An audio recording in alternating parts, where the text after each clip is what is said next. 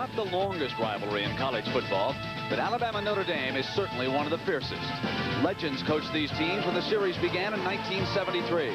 Right away, it appeared that history was being forged when Notre Dame won the Sugar Bowl by a single heartbreaking point.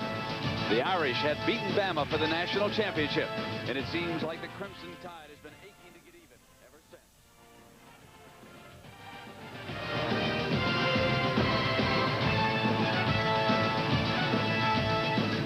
Notre Dame is enjoying its best season in years, now that Lou Holtz has established his influence on the team. Along with Heisman hopeful Tim Brown, the Irish look to be back on top. But not before they beat a Bama team brimming with confidence and loaded with talent like tailback Bobby Humphrey. Bill Curry is primed to topple the Irish when his Alabama Crimson Tide rolls in to face Notre Dame here on CBS.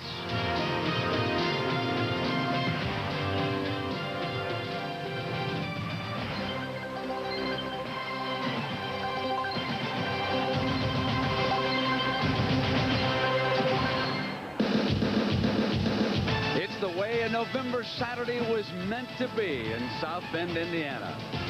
Sparkling midday sunshine, big stadium, big game, Notre Dame dreaming of a national championship and a quality opponent in Alabama. Bill Curry bringing the Crimson Tide and Bobby Humphrey in here for the first time in over a decade. And believe me, Humphrey is not listening to the sound of the Notre Dame fight song.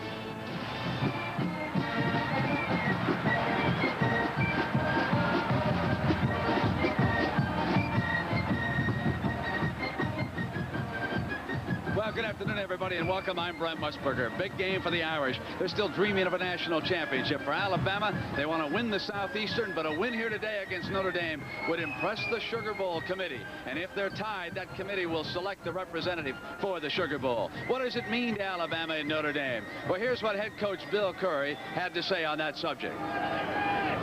If there weren't such high stakes, it would still be exciting just because it's Notre Dame and Alabama, but with all the things that ride on it, I think it becomes a wonderful thing for not just sports fans, but for young people. And there's so much negative today. I think it's exciting for people in Indiana and Alabama and around the country to be able to focus on an event like this, and I'm excited about it. It's a marvelous thing. Well, Pat, two fine young men in Tim Brown, certainly of Notre Dame, and Bobby Humphrey of Alabama. You know, and Brent, the coaches use these two players in different ways. Tim Brown, a flanker, he may only touch the ball maybe 5 times in the course of the game and maybe a decoy most of the ball game. But if you're a defensive coordinator, you always have to know where Tim Brown lines up. Now, Bobby Humphrey, he is the Alabama offense. He has to touch the ball for them to win today. They're impact players that play a large part in the outcome of the game. Impact salary, too. So let's find out more. Let's send you to New York now for a complete update on what's going on. And here's Jim Nance. All right, thank you, Brent. Of course, one of the big stories, the new quarterback at Oklahoma, Charles Thompson. So far, he's rushed 8 times for 19 yards, but just moments ago, he ran into Coach Barry Switzer. You talk about a new twist. Switzer has been taken to the locker room with a knee injury. We'll keep you updated on that in our ball game. But it's 3-0 Sooners first quarter. Syracuse trailed 17-0 against Boston College. Now 31 unanswered points for the Orangemen. 1 minute to go in the third quarter there. And Clemson can win the ACC title outright with a win today. And look at them, 4 touchdowns up on the Terrapins midway through the third quarter. And the coach, Ara Parsegian, of course, has some thoughts on today's Alabama-Notre Dame game. We'll be back with that in just a moment.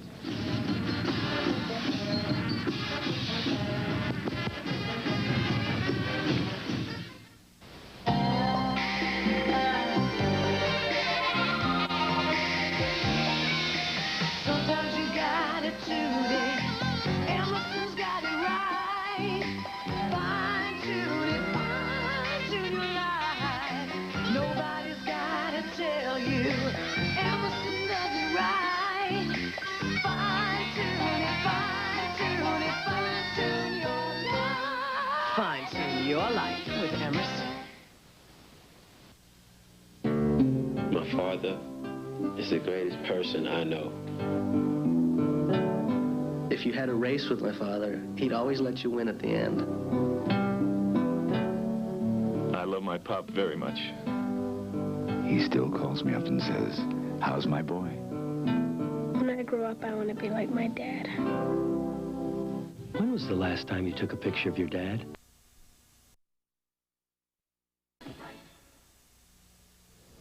Top-ranked Oklahoma leading 3-0 over Missouri. That game going to the second quarter. And we just received word that Barry Switzer is back on the Sooner sideline wearing a brace on his left knee after that injury occurred by the quarterback Charles Thompson running into the coach. Now, as far as our game today, it's Alabama and Notre Dame. And when you think of this rivalry, you think the 1973 era. You beat the Bear to win the national championship. You beat them in your last game, in fact, in the Orange Bowl. What about this game we're going to see here? I think both teams are really going to be up, Jim. There's going to be a lot of contact out there. And even though Alabama has Notre Dame sandwiched between LSU and Auburn, a traditional rival, there's too much prestige in this game for them to come in flat. And for Notre Dame, they suffered their worst defeat last season at the hands of Alabama. And this is the last game for the seniors, so you know there's going to be some contact out there this afternoon. I'm sure they haven't forgotten that 28-10 score last year. Now, at halftime, the coach and I will talk with representatives of the major postseason bowls as we try to sort out who'll be going where and why. But next, it's Alabama at Notre Dame, and we'll rejoin Brent and Pat in South Bend after this word from your local station.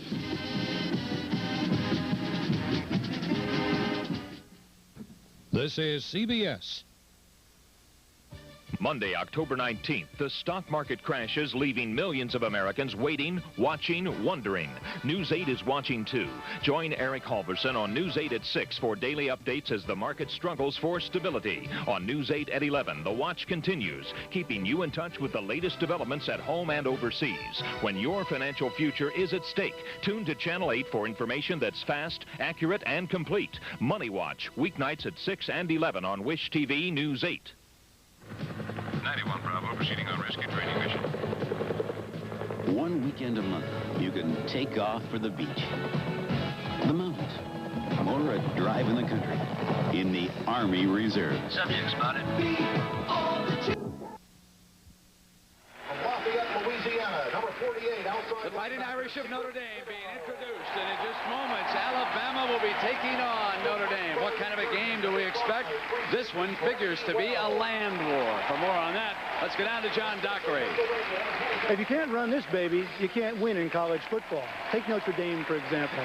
They've won behind a veteran offensive line with 4 fifth-year seniors anchored by Chuck Lowndes at the center. As a matter of fact, over the past month, they've put away 4 opponents by running the ball 85% of the time. Now, Alabama's not much different. Their guards, Rose and Condon, have led the way for Bobby Humphrey in their big win. So, Brent, the way I see it today, the offensive line will be the difference. You've been in that tunnel as a visitor. Alabama about ready to come out. What does it feel like here in South Bend? Well, it's a special feeling when you come out here in South Bend. If you're an opponent, this is a game you'll remember the rest of your life. And, you know, John Docker was just talking about the offensive line, Brandon. Offensive linemen are a special group of people that always have a real sense of team about them. And Lou Holtz told us yesterday that if your leadership comes from the offensive line, you have a chance against anybody. And there's great leadership on both offensive lines of this game. Chuck Lowndes had just introduced to the crowd, and now Alabama will come out, led by Bill Curry.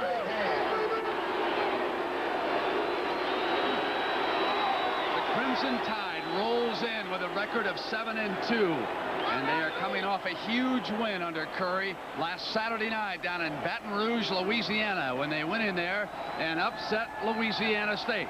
Now they're in a chase for a berth in the Sugar Bowl, and a win against Notre Dame will impress the bowl committee. Now the Fighting Irish.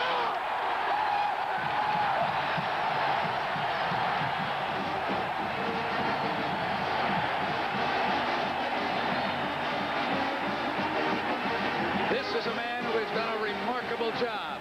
Stepped in here and in 2 brief years turned the program around. Yet Lou Holtz has never beaten Alabama. He lost to him twice. Once at Arkansas and once at Notre Dame. We'll be right back. CBS Sports presents college football.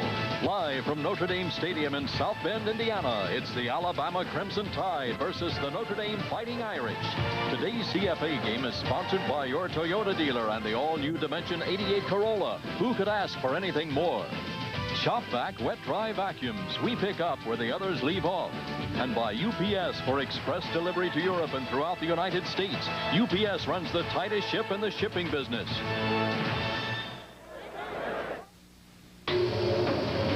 Every time you hear your furnace start up, it's costing you money.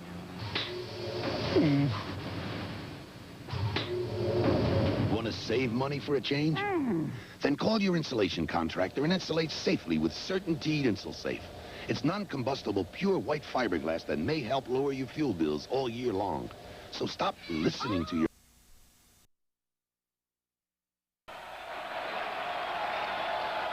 Beautiful weather for a November Saturday in the Midwest. A glorious day for this game between Notre Dame and Alabama. Notre Dame will kick it off. Ted Grotto putting the ball on the tee. And the two deep men, there's number 22, Gene Jokes, the cornerback, who also returns punts and kickoffs for Coach Curry.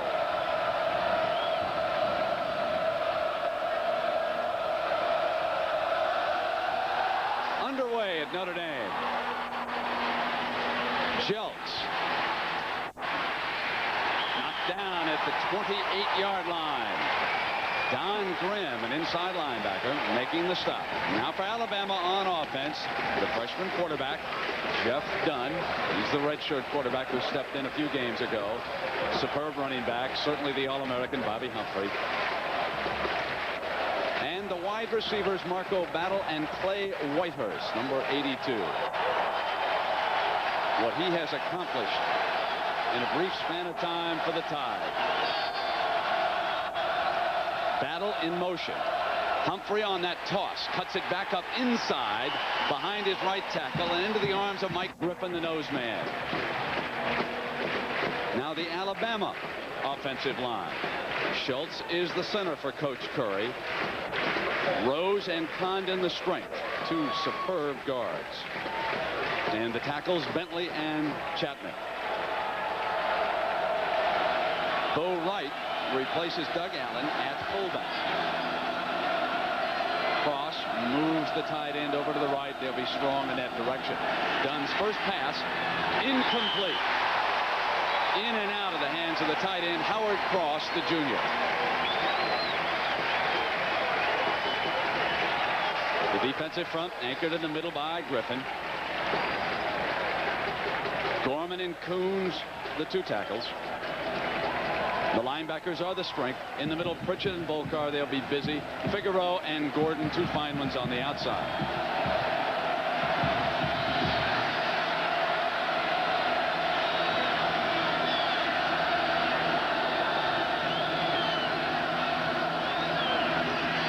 Play fake, and Dunn will throw again. There's a penalty marker down, and Dunn, a good scrambler, short of the first down, but there is a penalty marker on the far side of the field. What you will see early in this game by the Alabama offense is they're going to run the pitch sweep, which they ran the first play, and then they use some play action and some short dump-off passes by Jeff Dunn. Gentry is from the Southeastern Conference. Bill Curry's first year at Alabama, moved there from Georgia Tech. He was a great NFL center under Vince Lombardi and also Don Shula. Dunn replaced his injured quarterback early on. What kind of a dimension does Dunn give this offense, Pat Hayden? He's a real tough type of quarterback. Bill Curry said he's a little bit like a linebacker in the Jim McMahon type of mold. As we saw him there, he's not afraid to stick his nose right in there. Not a great thrower, but very much a competitor. It's a good quality for a quarterback to have.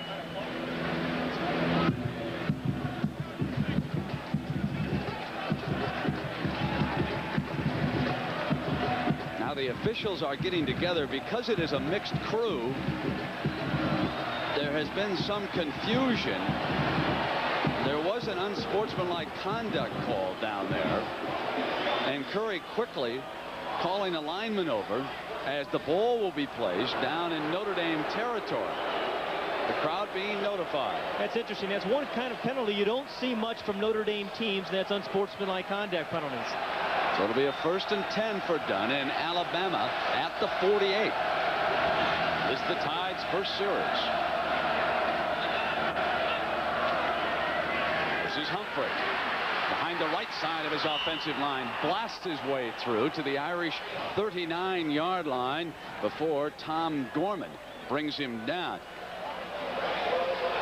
Now the defensive secondary for the Irish, Spence and Smagala, the cornerbacks, and the safeties, Wells and Streeter. So you have met the two starting lineups on the field right now.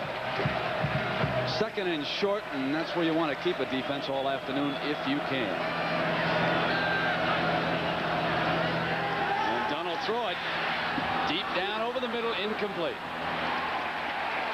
Pierre Good, number 2, breaks deep, and he was covered by Spence, but the pass was not close to being caught by Good, who is fast, but he ain't Superman, Pat.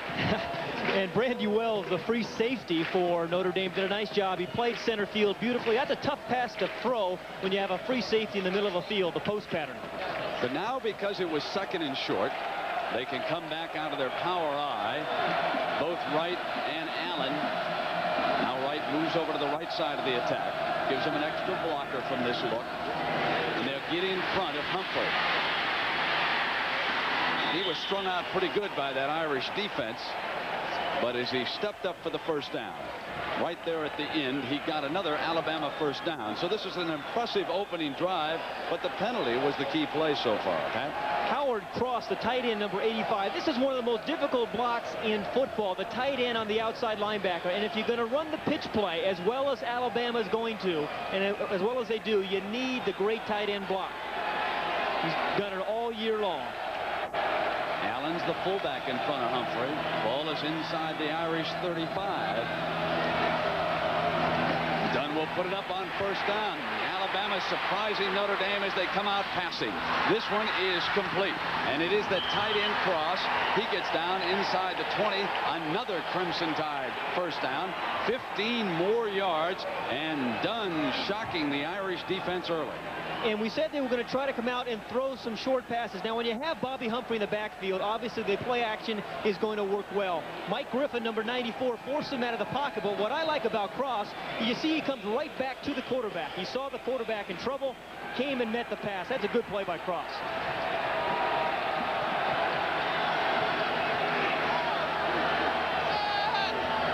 Battle in motion. Keeps it on the option and steps in behind Bo Wright.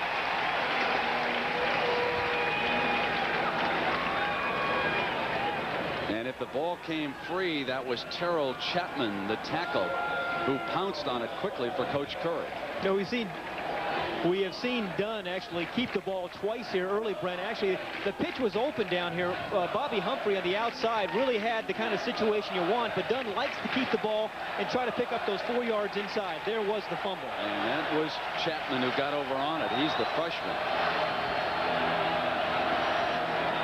Again, Dunn to throw. Irish looking for a pass rush. Safety valve to the side to the fullback. And Randy Wells gets Doug Allen out of bounds. Pat, what about this Alabama game plan? Are you surprised? I'm surprised with as much throwing as they've come out with. We expected them to throw short early, but not the deep ball, which they tried to throw early in the ball game. We do expect to see a lot of pitch sweep running behind Howard Cross, the tight end. Curry shuttling fullbacks with the plays. Wright brought this call in. There's a slot to the left. This is 3rd and long. Stepping in motion. He's a superb receiver, but there go the middle, deflected and almost intercepted. Great defensive play by Ned Bolcar, the linebacker. He was matched against the back. What a superb defensive play. He saves a touchdown. Terrific reactions by Bolcar. He's on the inside. Jeff Dunn is trying to drill the ball to his tight end. Bolcar has him one-on-one, tips the ball, and then makes another nice reaction, going back and tipping it a second time. You see the tight end was actually open. If Dunn had lofted it over Bolcar, he had a chance. Now the field goal, Philip Doyle. It's a 34-yarder. He has not missed from inside the 40 this year for field goals, and he hammers this one through. Alabama on its opening drive moves down and kicks a 34-yard field goal. We'll be right back.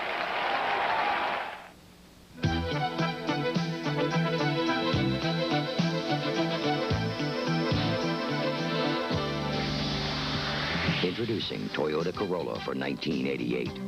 Dramatic. Turbulent times with some giant wins.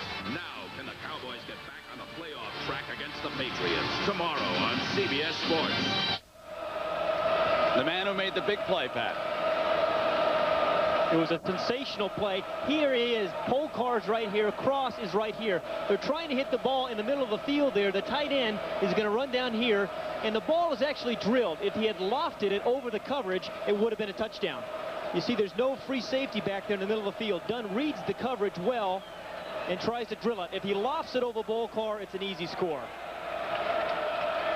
Ready to kick it off.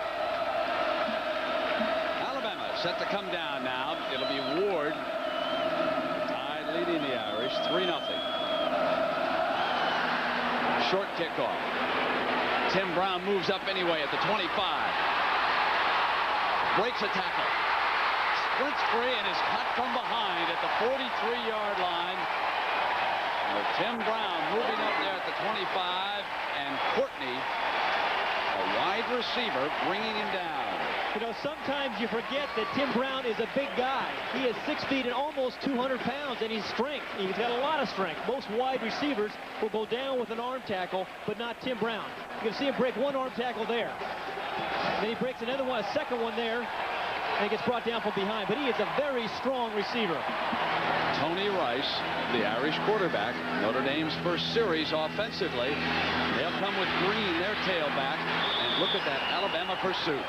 Randy Rockwell, 57. Gilbert was there, 56. 4 white jerseys. Hit Mark Green right away. Now let's meet Tony Rice. He's the quarterback, and the running backs, they'll use a couple of fullbacks. Anthony Johnson starts it. Mark Green, the tailback. Out wide, Reggie Ward, good blocker. And, of course, the favorite to win the Heisman, Tim Brown. He's a pretty good blocker himself, Tim Brown. Now, this is 2nd and long. This is a tough down for Rice. Off a play fake. He's going to throw a diving catch, complete at the 40-yard line for a first down. Tim Brown comes up with his first reception for 17 yards. And you can tell Tony Rice is looking for Tim Brown here all the way. He had his tight end Heck wide open, but he has such tremendous confidence in Brown. And Alabama is really not going to try to do anything different with Brown. Don Lindsay, the defensive coordinator, told me. And Rice does a nice job of delivering the ball. Alonzo Jefferson at the bottom of your screen. Number 3 checks in for Coach Holtz. And they'll run Green straight ahead in the left side of the Irish line. Got a hole, and Greg Gilbert finally tackled him. If Notre Dame can run the ball inside, they'll win this football game. And here is the play right inside. Mark Green gets a great block by Tom Freeman, the left guard. And then Green does a nice job of picking his way through. Green doesn't get much credit because he plays in the team with Brown, but he's a fine player. Jefferson's in the slot.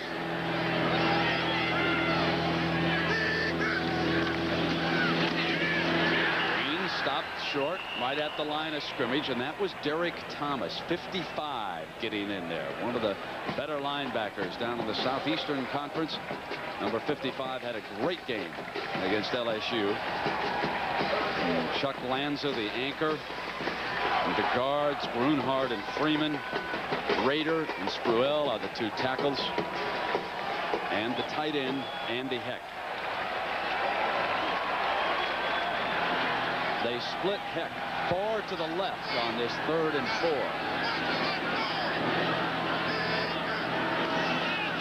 They pitched to Green. Now the tight end was trying to come back and help him with a block. He couldn't get there. Randy Rockwell and Willie Wyatt buried him. So this is 4th down. The ball is at the 32-yard line, and they send Grottle onto the field to attempt the field goal that would tie the game. It's going to be a 49-yarder and close to a 50-yarder by Grottle. The longest he's hit this year, a 44-yard field goal. On its way. Ted Grottle ties it with his longest field goal of the season.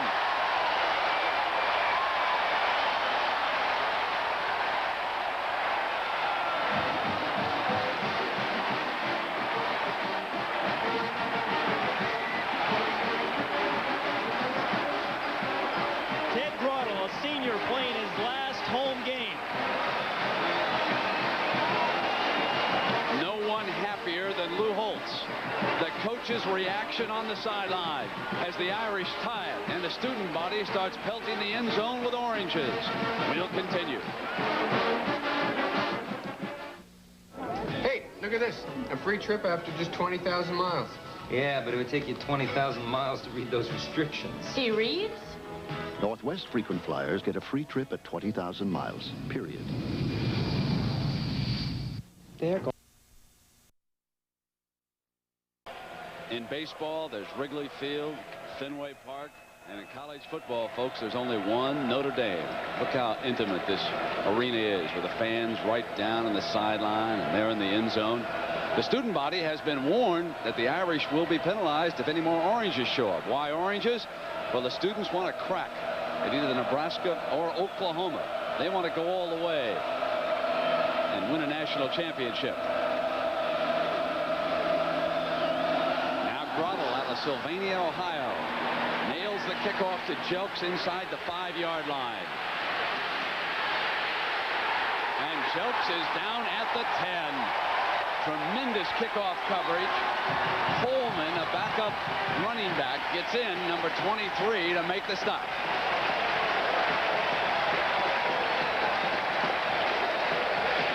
Again, tremendous emotion by this Notre Dame team. Remember, many of these players were here during the Faust years when they had that big drought, but they're back in very much in the bowl picture. The seniors' last home game, lots of emotion. Now it's Alabama's turn. Jeff Dunn at the controls.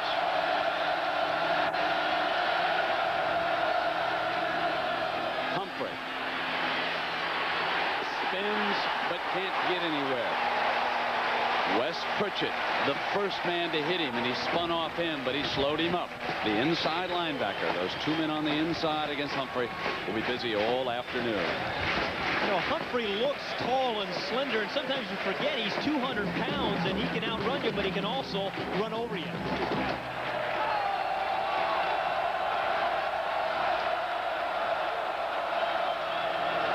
Cross moving to the right side of the line. Dunn going down the left sideline. Stafford's open, but he can't get to it. Incomplete. Wells giving chase.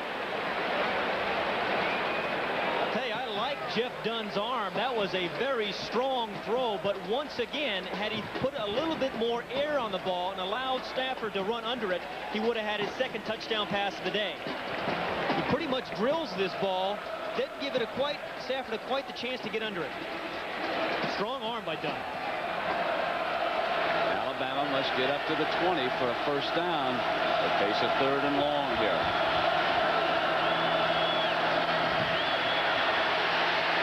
Plenty of time on the run and almost intercepted. Pierre Good couldn't get a handle.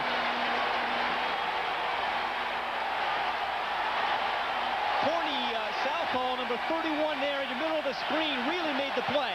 He read the pattern, and watch him drive on the ball. The ball's in the air a long way.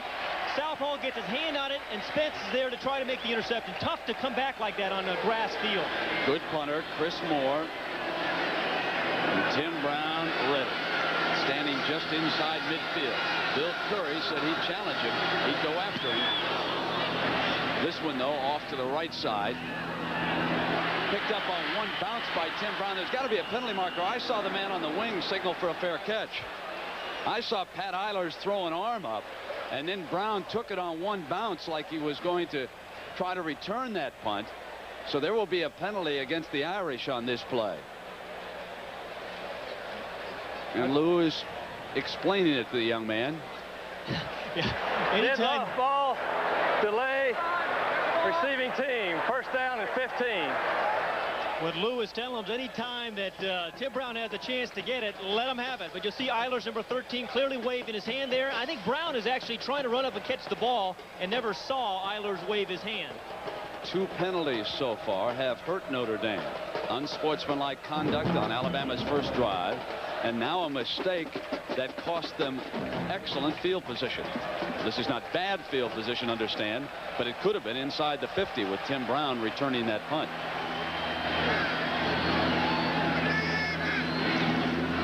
This is Green giving it to Brown on the end around.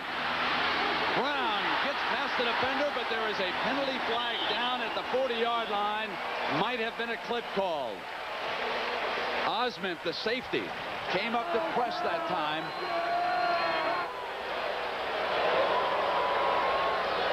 And Brent, I think the clip was on the center, Chuck Lanza, who actually did a real nice job after centering the ball, getting all the way out to the perimeter of the defense to make the block on Osment. So in the early going here in South Bend, penalties hurting the Irish. Right part of the screen, you can see the center, 51, right there. He comes out. There's reverse.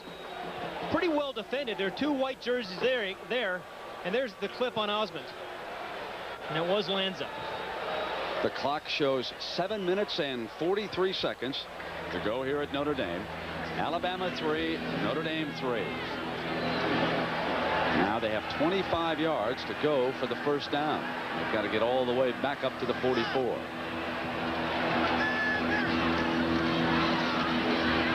Green busts a tackle and gets to the 26, but it'll still be 2nd and long for Tony Rice. Now Rice is a 6'2" sophomore quarterback who has completed less than 42% of his passes, no touchdowns, and 3 interceptions. He's a young learning quarterback. Because of Proposition 48, he didn't even work out with Notre Dame last year at all. In fact, he didn't take a snap with this team until August, so he hasn't had much time to learn.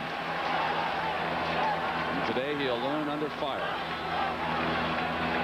Now he gets Andy Heck over on the other side of the formation.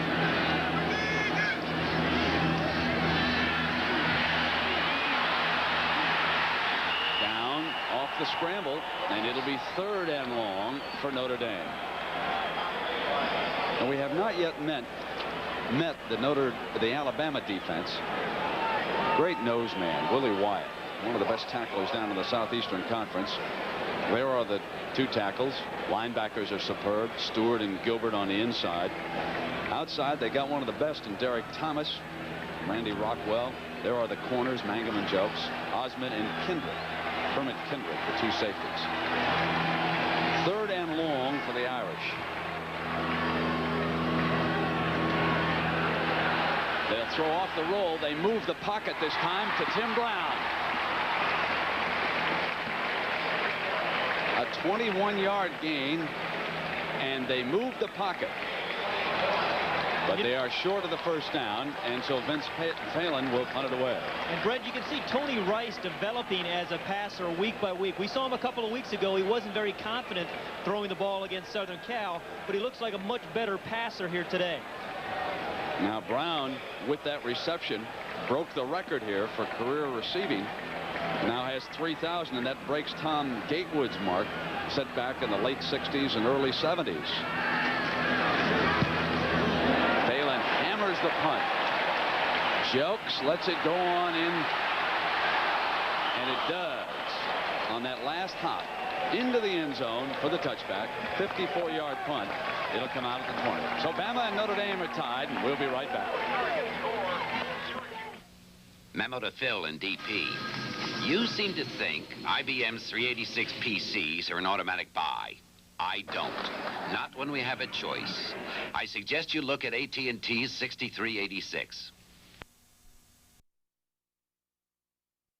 Toyota feeling and the by-power touch. All right, it's over 2,300 now for Tim Brown, and his mother has never seen him catch a pass, even in high school. And that's right. To go out for football down in Dallas, he told his mother he was trying out for the band. She didn't want him to play. She thought he was too small, but if she's listening or watching somewhere, your son's a great one, Mrs. Brown. Now on first down, here's another standout. Huge hole in the middle of the defense. Humphrey ran into his own man. Penalty marker is down, and he gets to the 45-yard line with a great run. On a silly clip downfield by the wide receiver, because most of this was Bobby Humphrey by himself. Didn't need really the block downfield that time. Yep. Terrific block by Bill Condon, the right guard. You see that he blocks Griffin, the nose tackle, creates a huge hole for Humphrey, and great vision, a terrific eye. See the cutback? It's tough to do that on grass, as he usually plays on AstroTurf. You don't see many great cutback runners on grass, but Humphrey can do it.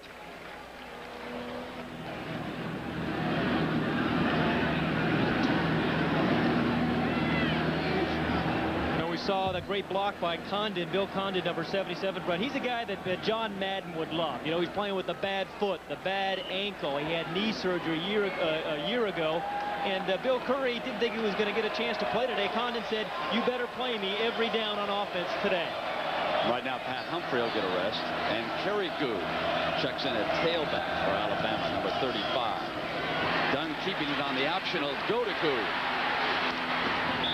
And Good battles his way to the 38-yard line. And Todd Light, number 1, the first Irish defender to hit him. The basic play in the arsenal is the toss sweep for Alabama, and there are two key blocks. One by the tight end, Howard Cross, who's a sensational block on the outside linebacker. The other key block is the fullback on the support man. He's got to kick out, and if you get a block here, you've got a big lane for Bobby Humphrey.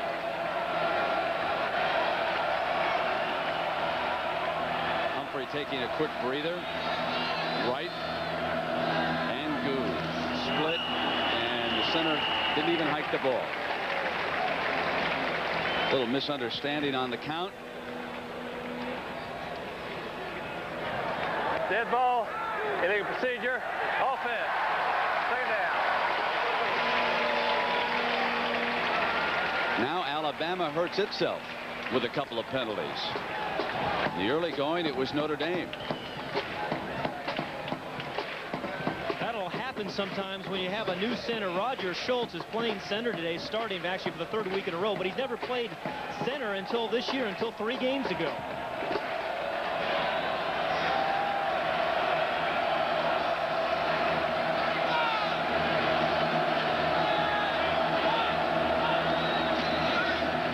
They run that sprint draw with Good, and the Irish defense ready. Tom Gorman, 87, the defensive tackle, the first to hit him.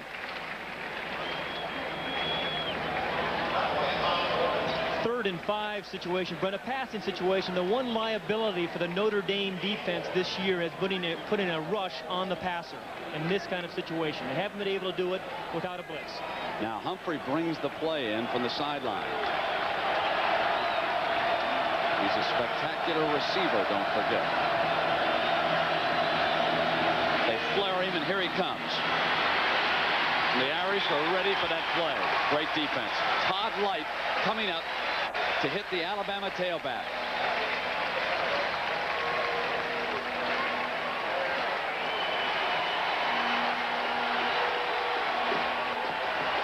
Alabama will punt it away.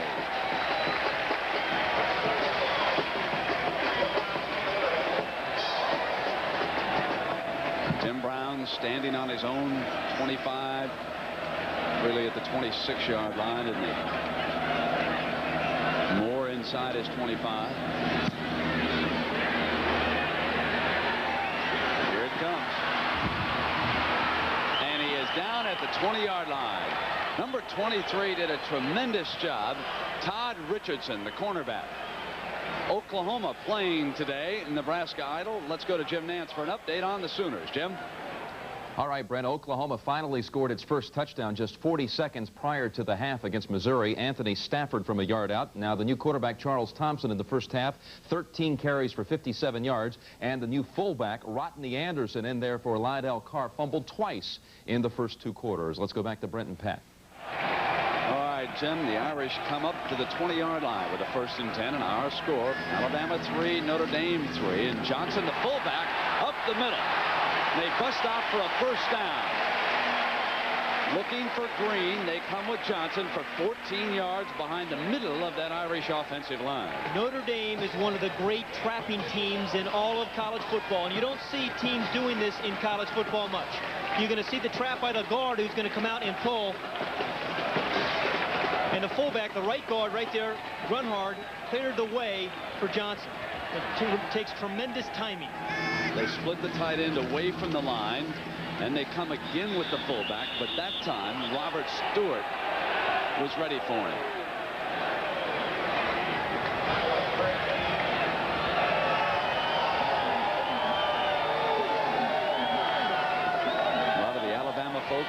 drove up here for this game.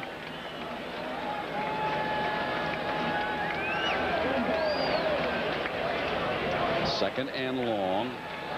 Randy Rockwell, Alabama's fine outside linebacker, shaken up a bit, and he has gone to the sideline.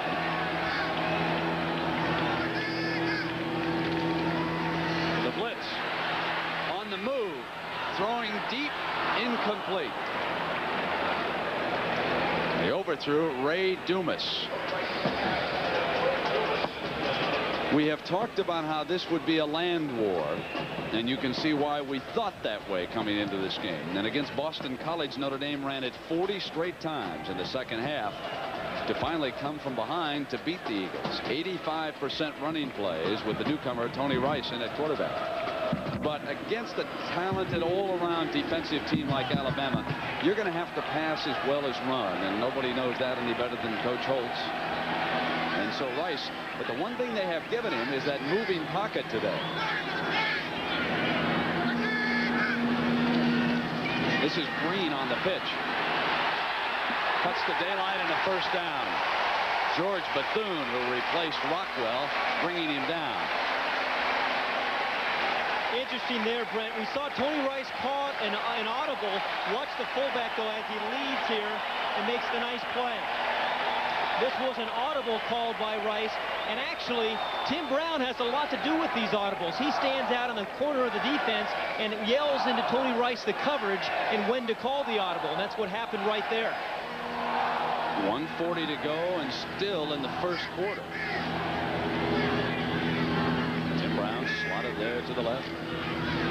Rice options to the other side, and he kept it all the way.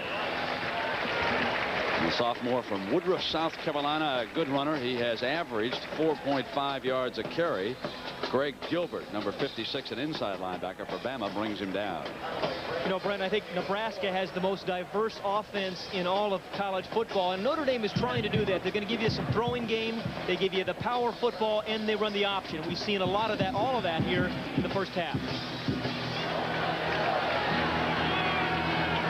Syracuse under pressure. They were behind, then tied at 17, and Coach McPherson explodes there in the second half, and they stay unbeaten and untied. Here is Johnson.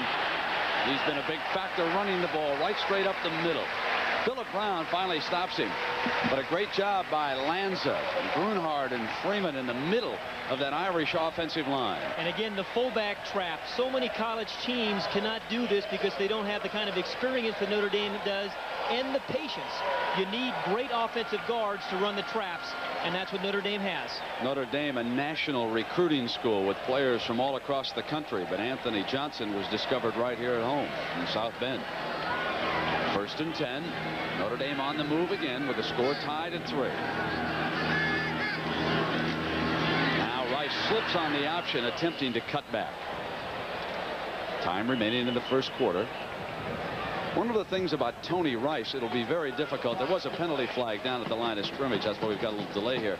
One of the things about Rice, and you probably will not be able to hear it. Coach Holtz obviously unhappy right now, but when he comes up to the line, the defenses are actually read by the wide receiver, Tim Brown, in an effort to help young Rice out. We saw a perfect example of that a few plays ago. We saw Rice go with the audible because Tim Brown shouted the coverage into him.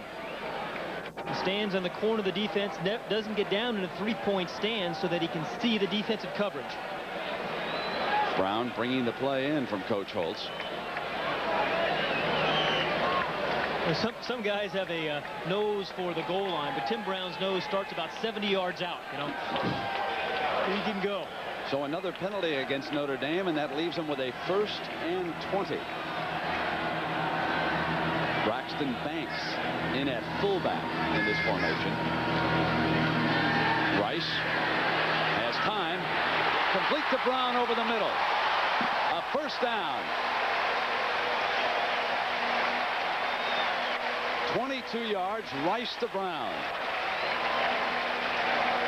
Tim Brown Brown again yelled the coverage into Tony Rice. And then what Notre Dame does a nice job of, they give Tim Brown the whole center of the field. Everybody else clears out. As you can see, the one receiver run right by him. Tim Brown occupies the whole middle of the field, and Tony Rice just finds him. That's a good call. And we've come to the end of the first quarter. Tony Rice has completed 3 of 4 for 60 yards, all to Tim Brown. We'll be right back.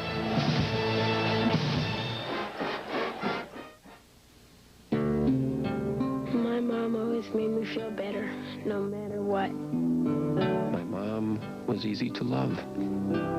My mom used to sing me to sleep at night. Sometimes I really miss that. You call garage openers. So, when your garage doors or electric openers need service, call us at Garage Doors of Indianapolis. Call us this morning for service today. Today. Got a problem? Call Contact. The exchange of field goals and a fine performance by Tim Brown. Brown's last catch, leaving Notre Dame as we start the second quarter with a 1st and 10 against Alabama at the Crimson Tide 31-yard line. And number 57, Randy Rockwell, is back at linebacker for Alabama. He was shaken up. He's on the short side of the field. There he is, 57. Wishbone look. Rice keeps it. Battles his way for about 3 yards, and there is some hammering going on right now between these two teams. Mangum, the corner, number 29, coming up on the stop of Rice.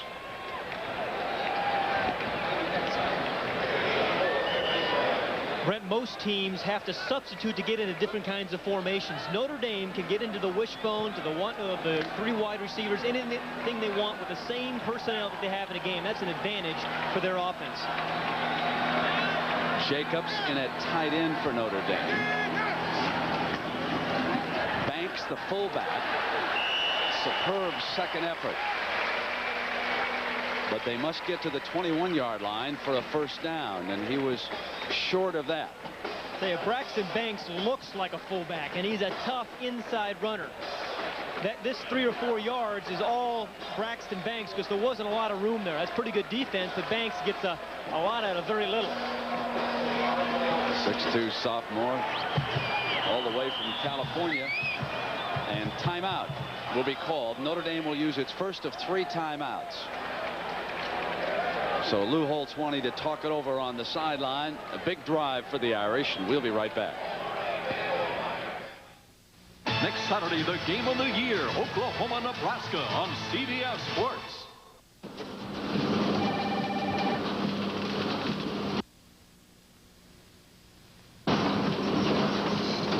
Way through savage traffic in very civilized room and comfort. And of course, you'd want Camry style, just to impress the natives. Toyota quality. Who could ask for anything more? That's the drive so far, and it has left Notre Dame with 3rd and very short. You're in a situation where you can almost try to break a halfback here and then come back if you fail to get the 1st down with the fullback. He's going to show the wishbone. Now Brooks, the freshman tailback, is on the right side, and Green, 24, on the left.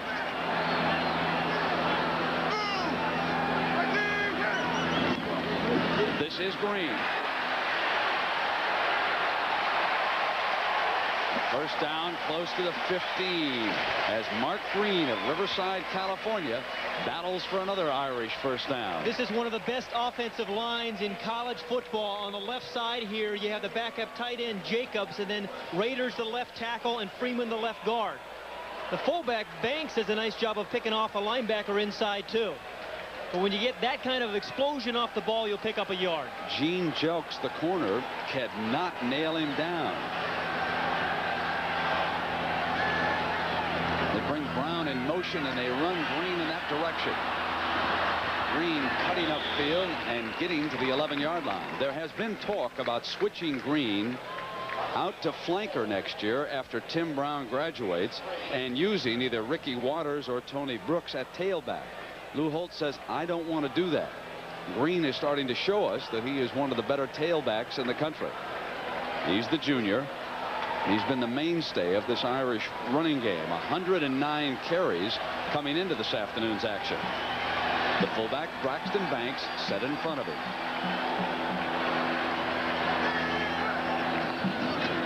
Off the option, the fullback is hammered. Boy, and Derek Thomas there, Brent, got off the line of scrimmage. He's an outside linebacker, but he gets off the ball as fast as anybody you're going to see. He's had 14 sacks because of that this year. Number 55 on the left part of the screen there. You see it takes a quick inside charge, but he's so quick off the ball. Just to give you an example, Cornelius Bennett only had 15 sacks in his entire career at Alabama. Thomas has 14 this year. Now the Irish must get to the 5 for a first down, and they face a very important third down, and the Alabama defense uses up a timeout. This is not the Notre Dame offense, so Lou Holtz gets an opportunity. And of course, this is the start of our football weekend coverage here on CBS. Tomorrow we'll switch the focus to the NFL. There is a great wide receiver, Jerry Rice of the San Francisco 49ers, 12:30 Eastern time. You'll meet him.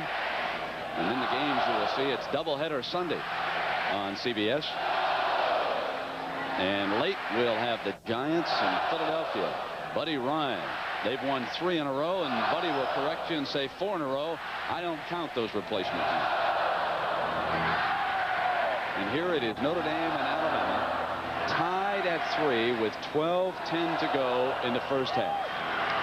Very important down here for the Alabama defense on a 3rd and 7 situation. This is not the kind of situation that the Notre Dame offense has handled well this year. But the Tide has to think stopping them here and forcing them to kick a field goal. Joe Clemson captures another ACC crown. They'd be perfect too, except for North Carolina State. Now the big one for the Irish and Tony Rice. Off the option. Rice keeps it. Touchdown, Notre Dame.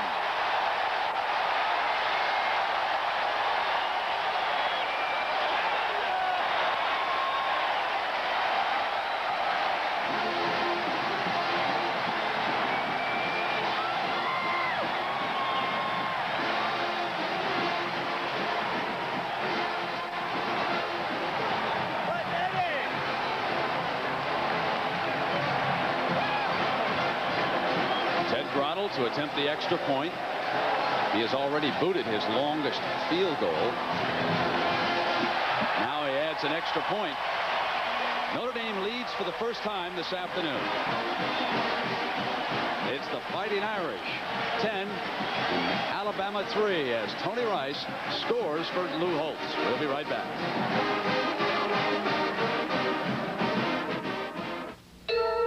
Aha. There's a thief in this attic. This skimpy amount of insulation can rob you blind on your fuel bill.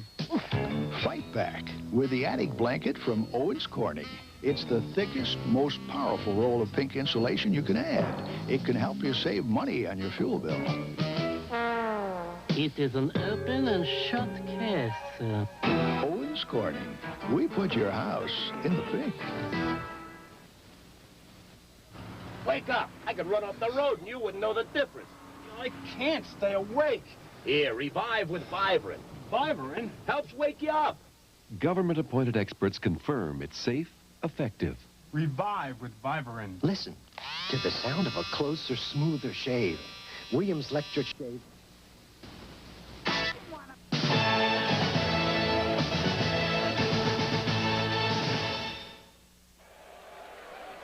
And Grottle is ready to kick it off for Notre Dame. The Irish leading the Tide 10-3. Notre Dame has rushed for 19 touchdowns in its last 5 games, 5 of the 19 by Rice. Now Jelks was shaken up. We showed you that he could not bring Green down, so they've sent Humphrey in to help return this kickoff along with Good. And Humphrey is an experienced and dangerous kickoff return man. He's got it there at the 10. Oh, down he goes. That was John Foley, number 49, who's been sensational all year long, Brent, on the kickoff team for Notre Dame. He is becoming somewhat of a legend here on campus. They can't wait for him to play linebacker next year. He was ineligible to play coming out of the Chicago area, one of the most highly touted young linebackers in America. And he meets Mr. Humphrey. It's the Lombardi winner a couple of years down the road against perhaps the Heisman Trophy winner of next year. It's incredible. Even the students today were telling me, watch 49 Foley on the kickoffs. Watch 49 Foley. A young man in Chicago, he worshipped a fellow by the name of Butkus. And as a result of that hit, Kerry Good steps in at tailback for the Crimson Tide. And here comes 35. And ever since that opening drive, the Notre Dame defense has toughened up.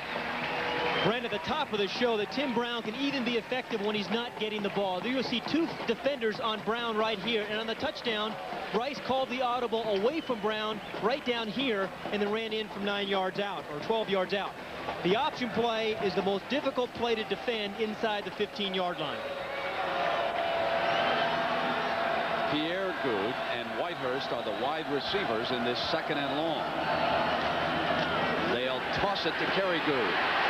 And coming off a block beautifully is George Streeter, the junior safety from Chicago, number 27, with a fine defensive play.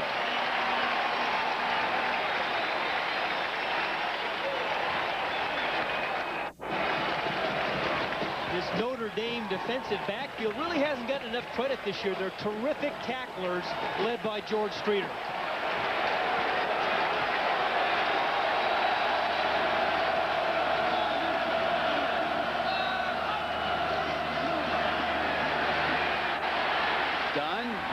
Incomplete. Let's go downstairs to John Dockery. Doc.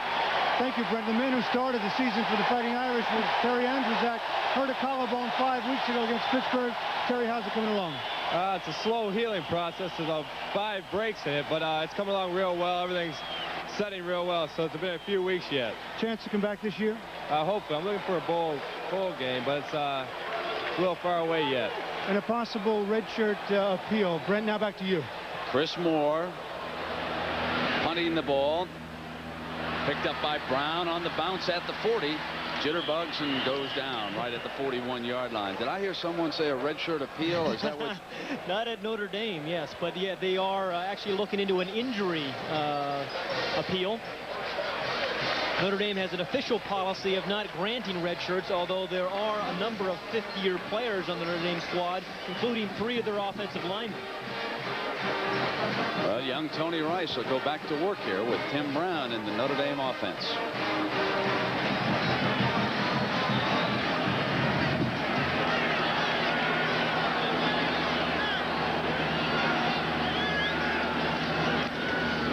On the option, now he pitches to Green. Green out of bounds on the near sideline, but not until he crosses midfield. And close again to another Notre Dame first down. When Tony Rice started at quarterback a few weeks ago for Lou Holtz, he didn't have a whole lot of confidence in himself, and he wouldn't pitch the ball on the option. Right now, you're seeing a young man who's gained in confidence, Rice, and there he pitched the ball beautifully to Green. Tony Brooks will check in at tailback as Green takes a breather. They bring the chains to the near side for a measurement.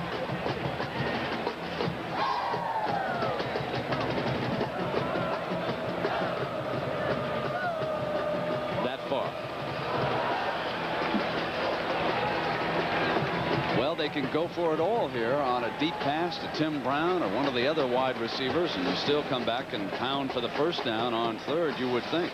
You know, Brent, I'm really surprised the receiver, the other one on the other side of Tim Brown, isn't a bigger force in the Notre Dame attack. Reggie Ward has only caught 1 pass, and his backup has only caught 2. You would think with all the attention that Brown got, you'd be able to get to the other receiver. 10:23 here in the first half.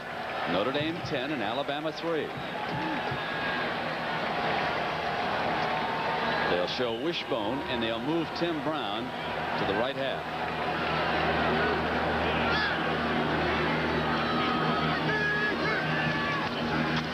And Rice will throw from that formation. He wants Brown. Hit an Alabama player, Rockwell, I believe, in the back of the helmet, and there is the penalty flag. Not sure that Rockwell was keeping an eye on the ball at all as he went out on pass coverage against Brown.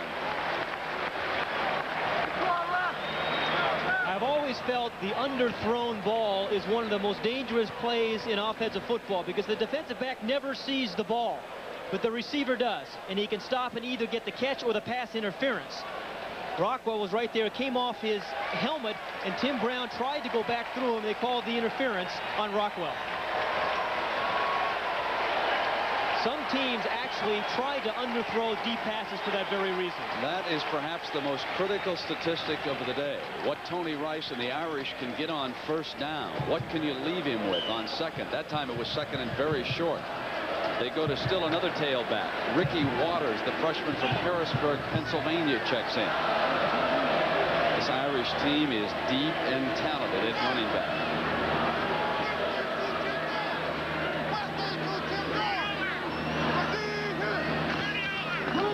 The fullback, Banks, straight behind the right side, and Derek Thomas, 55 there defensively.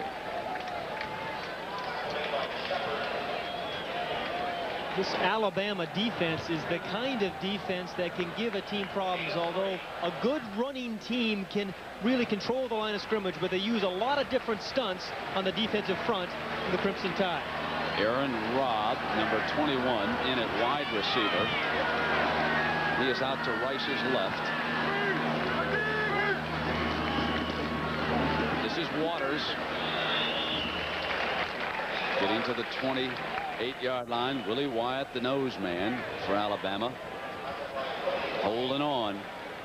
Willie Wyatt, the nose man. Interesting stance that Wyatt took there that time. He wasn't down in a 3 or 4 point stance. He was up in a 2-point stance, almost like a linebacker, although he was lined up right over the guard. Unusual to see a nose man lead a team in tackles the way Wyatt does, but he is so quick, and he gave you an example of his expertise on that play. Now it is third down. They must get inside the 25.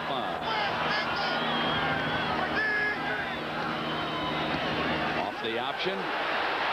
Rice has got the first, and down close to the 10-yard line.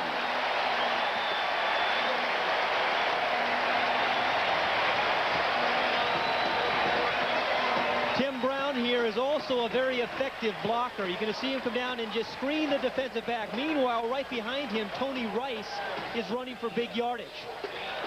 There was a mistake there by the Alabama defense. Someone has to come up and force the quarterback when he has the ball on the option. Force him to pitch it. Hold them, defense.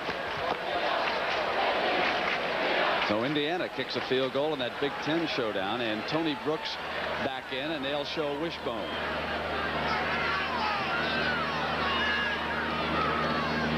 This is Brooks. Cut back inside, getting to around the 7-yard line. This is the second time I've seen this Notre Dame team this year. I'm even more impressed this time because what we're seeing today is power. We're seeing option football, and we're seeing a Tony Rice who's throwing the ball better than he has all year long. They gave up a field goal on Alabama's first drive. Then the Irish kicked a field goal to tie it. They marched to a touchdown, which gave them the lead. Now they are trying to score again, and Mark Green, as you saw, has returned to that backfield.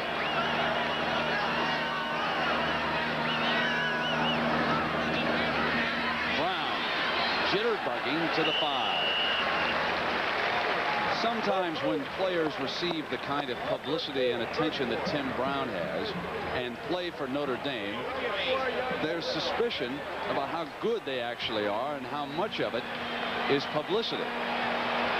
But if you go to the professional scouts and you ask them about Tim Brown and where he will go in the draft as he comes out, they will tell you that he could be the first player picked. He's that skilled. For the last 2 games, he's played with a broken finger, and that's why that hand is taped. Wishbone on this third down. Rice, the dangerous runner. The penalty flag comes down, and they may have used too much time. Yes, the clock showing 0. A delay of game, and that will disappoint Holtz. In a critical era inside the 10-yard line in a 3rd and 4 situation. Changes the whole complexion of the next call. And Brown quickly returns along with Reggie Ward. So Curry gets another break. Maybe he's looking for a way to get Tim Brown a touchdown. I don't know. Throw him the ball in the end zone. Brown is to the right, standing up there in the slot. They bring him around. He busts one tackle, but he cannot get the job done, and they'll have to go for the field goal. And that time, Gene Jelks was equal to the challenge. Very fine secondary by Alabama. We saw them early in the year as well. Good tacklers back there, particularly Mangum. They would have 6 yards for the touchdown, a little over 5 for the first down. So Grotto will attempt another field goal here with the ball being put down at about the 13-yard line. Penalty markers come down as there's some movement there in the middle of the 2 lines. Now again, if that's Alabama, now you've got a different kind of play. That might be a first down now. Or it would be 4th and 1. Dead ball. Offside. Defense. 4th down. That's it. It was the inside 3 guys right in here who jumped off the ball before it was snapped. A critical error here now by Alabama. And the crowd beginning to chant, go for it, go for it, against Curry. Now the ball was put down now inside of the 4-yard line, and Lou Holtz will send the offense back onto the field. The ball is at the 3, and I'm not sure that he realizes how far it is from a first down. This is a long 2 yards. That's exactly right. They're going to reevaluate the distance before they make the decision. So they will use up a timeout in this situation. Tim Brown will talk to the officials about the measurement. We'll be right back. If you could ask for a rugged, reliable partner that'll take on heavy-duty responsibility, Toyota 1-ton truck. No compact or even mid-size truck hauls a payload like this. And when you ask for pulling power... Man, no one makes tender, juicy chicken like the Colonel. It's finger-licking good. Here, son, let me give you a lift. We do chicken right. Alabama perfect against 4th down efforts, but Notre Dame 5 of 8 on 4th down. So those 2 statistics collide. You can see on the far side where they would have to go for a first down without scoring the touchdown.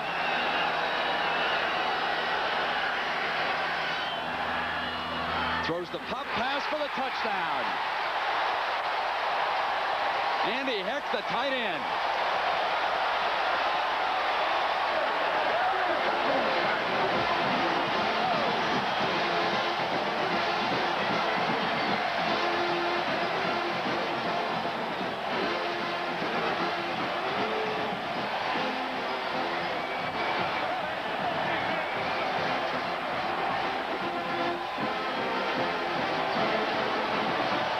Tony Rice throws his first touchdown pass, and it comes against Bill Curry's Crimson Tide. And Lou Holtz makes the call, and it was a big one, wasn't it? As Grotto nails down another extra point. And this is a sensational call. Nobody expected Andy Heck, who has not been a big receiver, the tight end in the Notre Dame attack. As a matter of fact, this is his first touchdown. Rice tried to get him the ball a little quicker than Heck was actually to fight through the traffic. But a sensational call. Everybody's looking for Brown. They faked the option. I actually thought they were going to run an option play. And he was wide open. A nice little catch there. Concentration by Heck. First touchdown catch of his year. No one happier than Coach Lou Holtz. Folks, the Fighting Irish are back.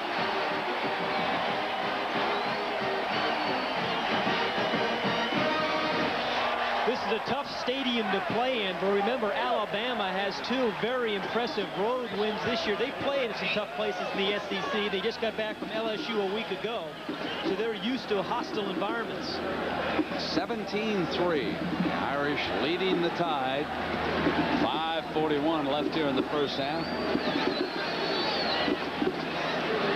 Good and Humphrey maneuvering as the return men for Coach Curry.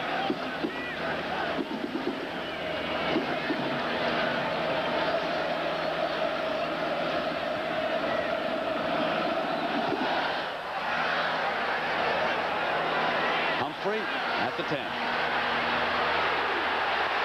Down at the 20-yard line. Again, excellent coverage. We want to update Oklahoma. Let's go to Jim Nance in New York. Jim? Well, Brent, the Sooners have scored again midway in the third quarter. The freshman, the redshirt freshman, Charles Thompson, keeps it running left. 14-yard score. Thompson now has 93 yards rushing. 14-point lead for Oklahoma. And, of course, we'll have all the scores and highlights on the College Football Report at halftime, Brent. All right, Jim, we look forward to that, and we also look ahead to next week. Oklahoma, Nebraska. Notre Dame will be playing Penn State. Here's Bobby Humphrey on a cutback. And you can see Brandy Wells, Phil, as he came up, and Darryl Gordon, Flash Gordon, if you will, number 38, the linebacker. Bobby Humphrey is one of the most patient runners you're going to see. He lets things develop. You saw him right there. He'll wait for the offensive guard and tackle to make their blocks, and when he finds something he likes, then he'll turn it into high gear. He's rushed for 50 yards on 6 carries this afternoon. Second and long for Dunn. Battle in motion. Faking the toss. Penalty marker is down. Complete to Stafford. They called a clip there, I think, on Bill Condon, number 77.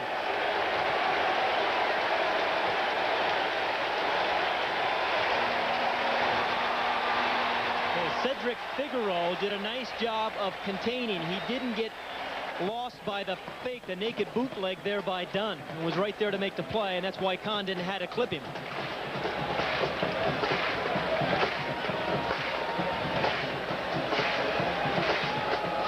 Bobby Humphrey has a mother much like Tim Brown's. You know, his mother wouldn't let him play high school football as well. Actually, it wasn't until his sophomore year that his mother, Marlene Humphrey, actually signed the release to let him play. And his older brother, she wouldn't let play at all. The head coach in the high school called and said, "Please, Mrs. Humphrey, please let your son come out. Otherwise, he might have been a trumpet player out here in the band."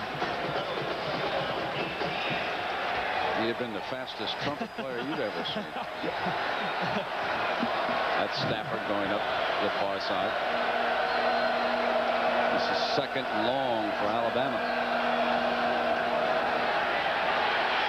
Dunn under pressure, almost picked off. Wanted his fullback on that middle screen, and Flash Gordon stepped in there. Dunn 3 for 10 for 17 yards. And give Jeff Kuntz, number 93, some credit. Watch, he's going to come clean and put some pressure on Dunn. He gets rid of the ball a little bit earlier than he wanted to. And Gordon had been knocked down but got back up and almost made the play. This is an emotional Notre Dame team today. Big Jeff Kuntz gets down in that line for the Irish. Pressure against Dunn. Incomplete. Cross can't hold on, and he was hit by Cedric Figueroa, number 48, the other outside linebacker.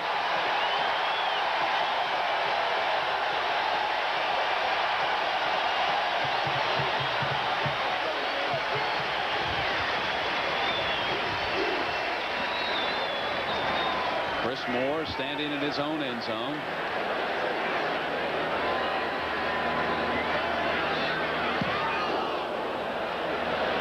Punt drives Brown way back inside the 35-yard line. Cuts back into the middle and explodes. Here comes Tim Brown, and he slips up down at the 30-yard line. And he is disappointed. He is a man who plays with a smile on his face. Watch this 33-yard return by Tim Brown.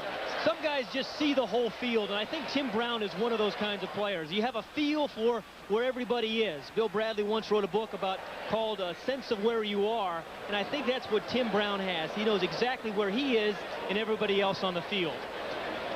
A 33-yard return off a 53-yard punt. Plenty of time left in the first half. 4 minutes.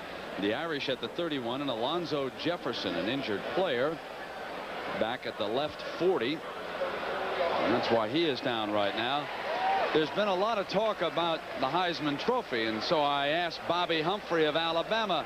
Bobby, exclude yourself. Who would you vote for? Well, I would vote for Tim Brown. He's you know, been very impressive this year, you know, in the different positions he's played. You know, he can do anything on the field. He can play any position on the field. And right now, I think he's leading the race, and he's a great athlete. When your peers vote for you, it must be so. And that's the man who might very well be the front runner next year, Bobby Humphrey. And take a look at how they compare this year. Numbers are quite similar. Humphrey had a great sophomore year, too, at Alabama. Notre Dame with great field position.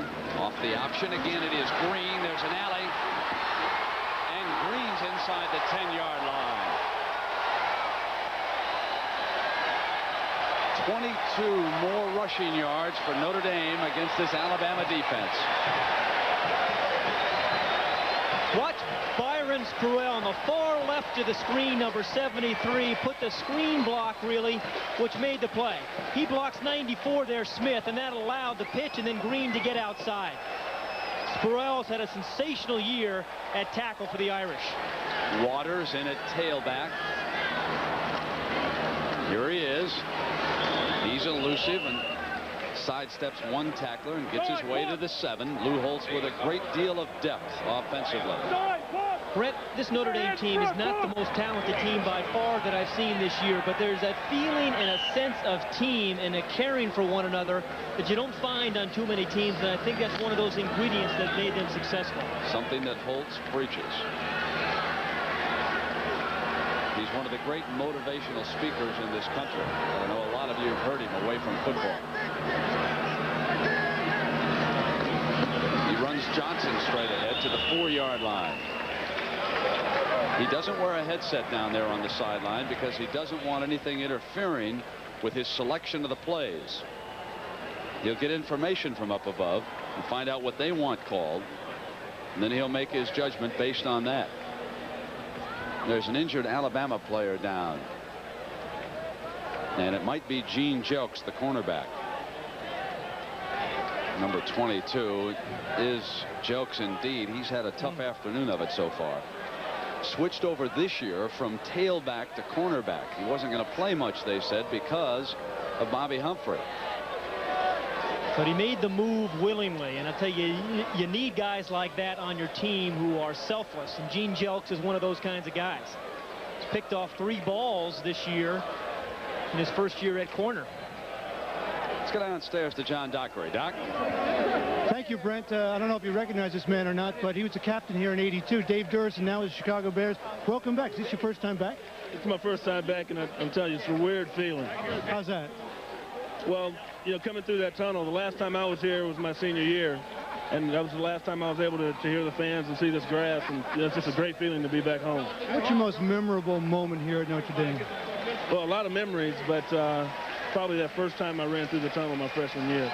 It is so special to tradition. What about Monday night? You have the Denver, right? Broncos? Right, Denver in Denver. And we've got to play better than we have in the last 3 weeks if we want to win that ball game. And we can't afford to allow them to get up on top the way we have the last 3 weeks. All right, thank you, Dave, and welcome back. Okay, Brent. All right, John, thank you. And Jelks being tended to with the leg injury, helped off to the far side, and all of us certainly hope that injury is not serious. Shannon Felder will step in his place, number 41. Junior out of Willis, Alabama, will play in that corner. Take a look here at the injury to Gene Jelks, number 22. It happens an awful lot when there's a lot of guys just floating around. Oh, right there. Ouch. Third down inside the 5. Rice rolling, got Brown open, and he overthrew him. Had him open, and he simply overthrew him. Tough throw for a right-handed quarterback going to his left. Takes a lot of touch. Sometimes when you have a guy that wide open, as Brown really was there, I think it's one of the more difficult throws to make. You try to aim the ball in there and make it too easy to catch. So this will be a 21-yard field goal attempt by Ted Grotto.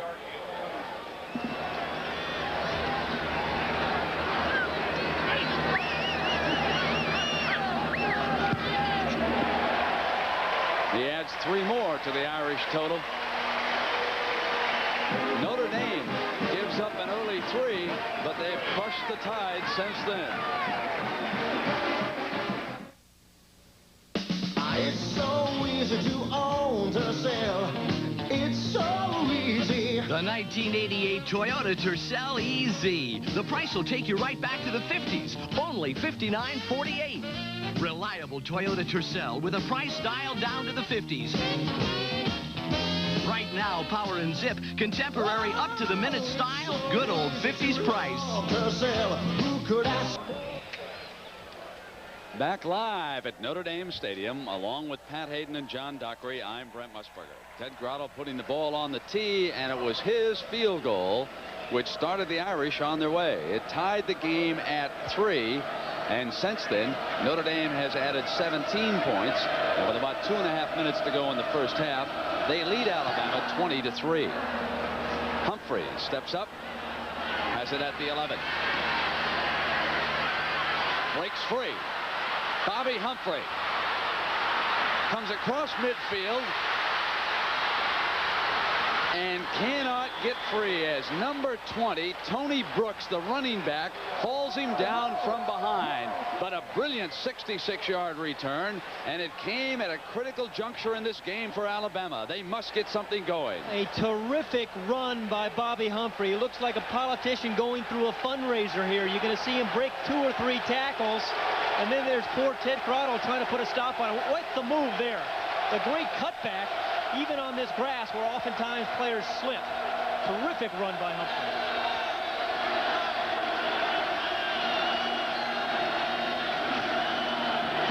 And it's Dude trying to come up over the top. Mike Griffin bringing him down. So the crowd favorite here, Brent, on the kickoff was John Foley, but he gets picked off right there. He gets taken by actually 2 men. And that allowed, Bobby Humphrey runs right by him. Terrific vision by Humphrey. And the moves. Fullback Bo Wright threw a great block in that sequence, didn't he? Now it is 2nd and long for Dunn in Alabama. They need something on this series. Off the option, Dunn keeps it, and he was crushed by Gorman, number 87. 3rd time he has kept the ball on the option, Brent. Again, he had Bobby Humphrey on the outside had he pitched the ball. Very important down here for the Tide on 3rd and 4.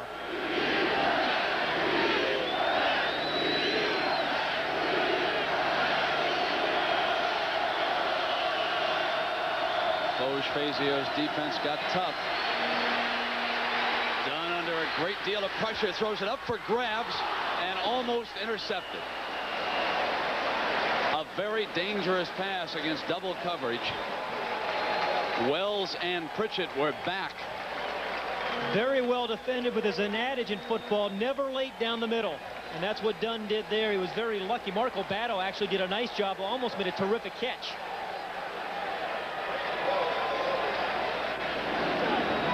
Now Philip Doyle to attempt the field goal here on this 4th down.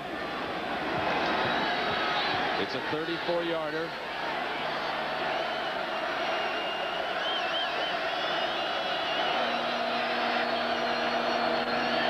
It's the fake. Alabama with a fake field goal for the 1st down.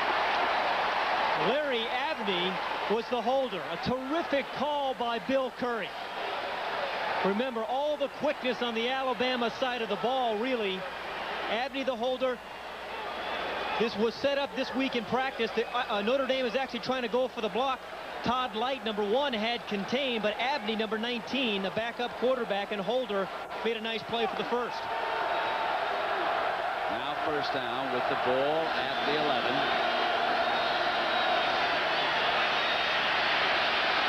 Dunn throws it incomplete. The Irish wanting intentional grounding on that far side. I'm not sure that Foge doesn't agree with him there. With the sunglasses, he is the defensive coordinator of this Notre Dame defense, former head coach at Pitt, and he has done a superb job. Jeff Dunn has been flushed out of the pocket 4 or 5 times this first half, and that's one of the things that Notre Dame wasn't doing well this year, is putting pressure on the quarterback. But up front, the Irish have done a nice job and forced Dunn to move out of the pocket.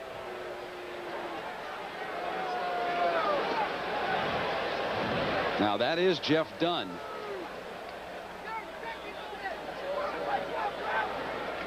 There's a shot of the walking wounded, wasn't it? Jokes. Wow. Filing through the frame, and now Dunn. Here we can see the end of this play, Pat. That was Flash Gordon running him out of bounds into the band area over there on the far side. And Bill Curry told us, as Pat Hayden passed on along to you earlier, Dunn thinks he's a linebacker.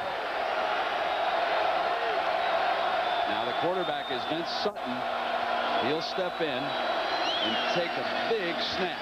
And he throws the ball towards Stafford, incomplete. Stafford was covered by Light. Another gamble by the Alabama staff.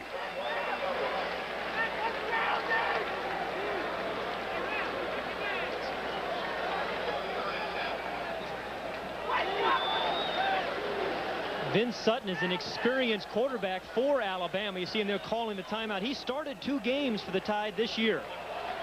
All right, we'll take a break. Now let's take a look at these 2 fine schools, the University of Alabama and Notre Dame. I can't define leaders and winners, but I know they have those intangibles that win. A winning tradition, an inevitable result of careful planning, attention to detail, and a commitment to be the best. At the University of Alabama, we're proud to honor a tradition of winning that is legendary, with a new tradition of learning that's visionary. The Paul W. Bryant Conference Center at the University of Alabama.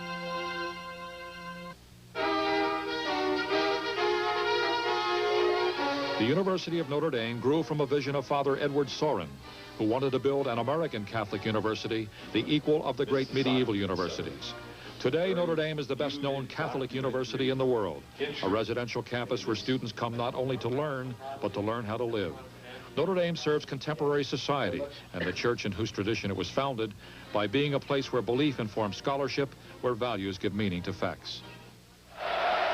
And Toyota presents a $1,000 check to these 2 fine schools on behalf of Randy Rockwell from Alabama and Mark Green of Notre Dame. Today's Toyota Leadership Awards. Congratulations to both of them. We have 23 seconds to play. Quarterback Jeff Dunn, shaken up, was being iced on the far sideline there, a stiff neck. And Vince Sutton quarterbacking the Crimson Tide. This is a 3rd down with the ball at the 11.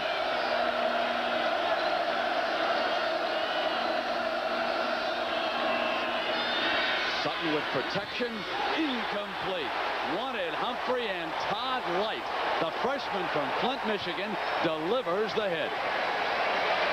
Terrific defense. Most defenses inside the 20-yard line play man for man and try to blitz you. Right here, they pull a change-up. Notre Dame plays zone. They expected Bobby Humphrey to come across clean, but Todd Light stayed in his zone and made the play. Jim Nantz with that Prudential College Football Report at the half. This will be a 28-yard attempt. They set up to kick one a few moments ago and faked it.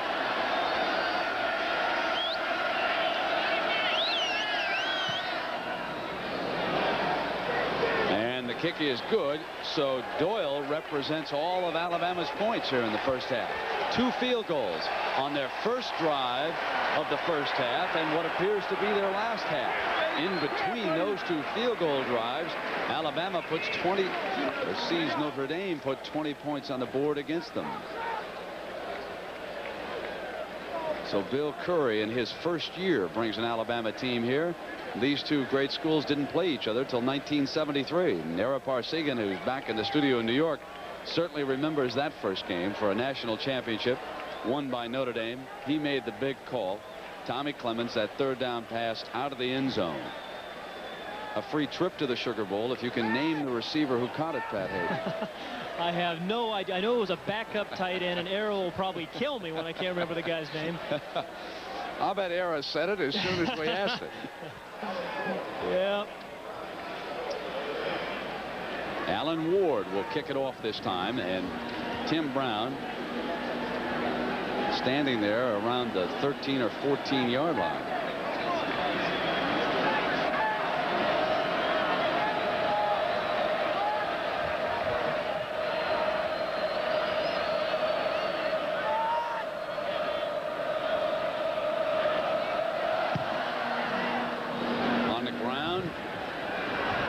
Up at the 20 by Johnson, and Johnson makes like Tim Brown, coming to the 47-yard line with 8 seconds left on that clock. A 32-yard return, and Notre Dame will get a couple of shots here, one play and even a field goal if they can hit a long completion quickly. And they do have one timeout remaining, and we saw Grotto hit the 49-yarder a little bit earlier. And Kent Graham checks in as quarterback for Notre Dame. He has a strong arm. Remember, Jelks is out at corner, and Shannon Felder, he goes over on the far side. This is Graham's first snap as Brown comes in motion. He gets protection. He wants Brown over the middle, but the center fielder is there and picks it off. Mangum, lurking back there in the middle, made the interception. And the clock is stopped with the 1 second remaining here in the first half. Certainly worth a try. Right. Did you think any of those defensive backs felt that they were going to throw toward Tim Brown? I'll tell you, this is an emotional first half here by Notre Dame. The adjustments at halftime Bill Curry is going to have to make as you see Graham throw the interception. It really doesn't hurt him. You give your best athlete a chance to go up and make a great play. But Mangum read the quarterback all the way and made the interception. But Bill Curry's got to make some adjustments. I think they need more out of the running game in the second half. They're just going to kneel it down here. Let Sutton run the clock out. And you can tell when they put the wide receiver back by the goal line. And that's it, the end of the first half. The Fighting Irish of Notre Dame 20 and Alabama 6. It was the surprise call of the game. On fourth down and short, Rice came up throwing his first touchdown pass. Peck's first touchdown reception. Jim Nance will be back with a college football report after this message and a word from your local stations.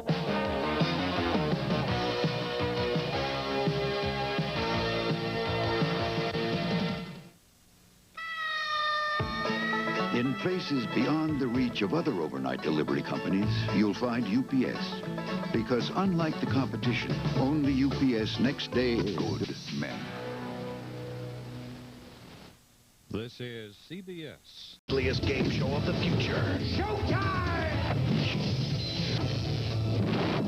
But he's playing hard to get. Out with the lights. The Running Man, rated R. Now playing at a theater near you.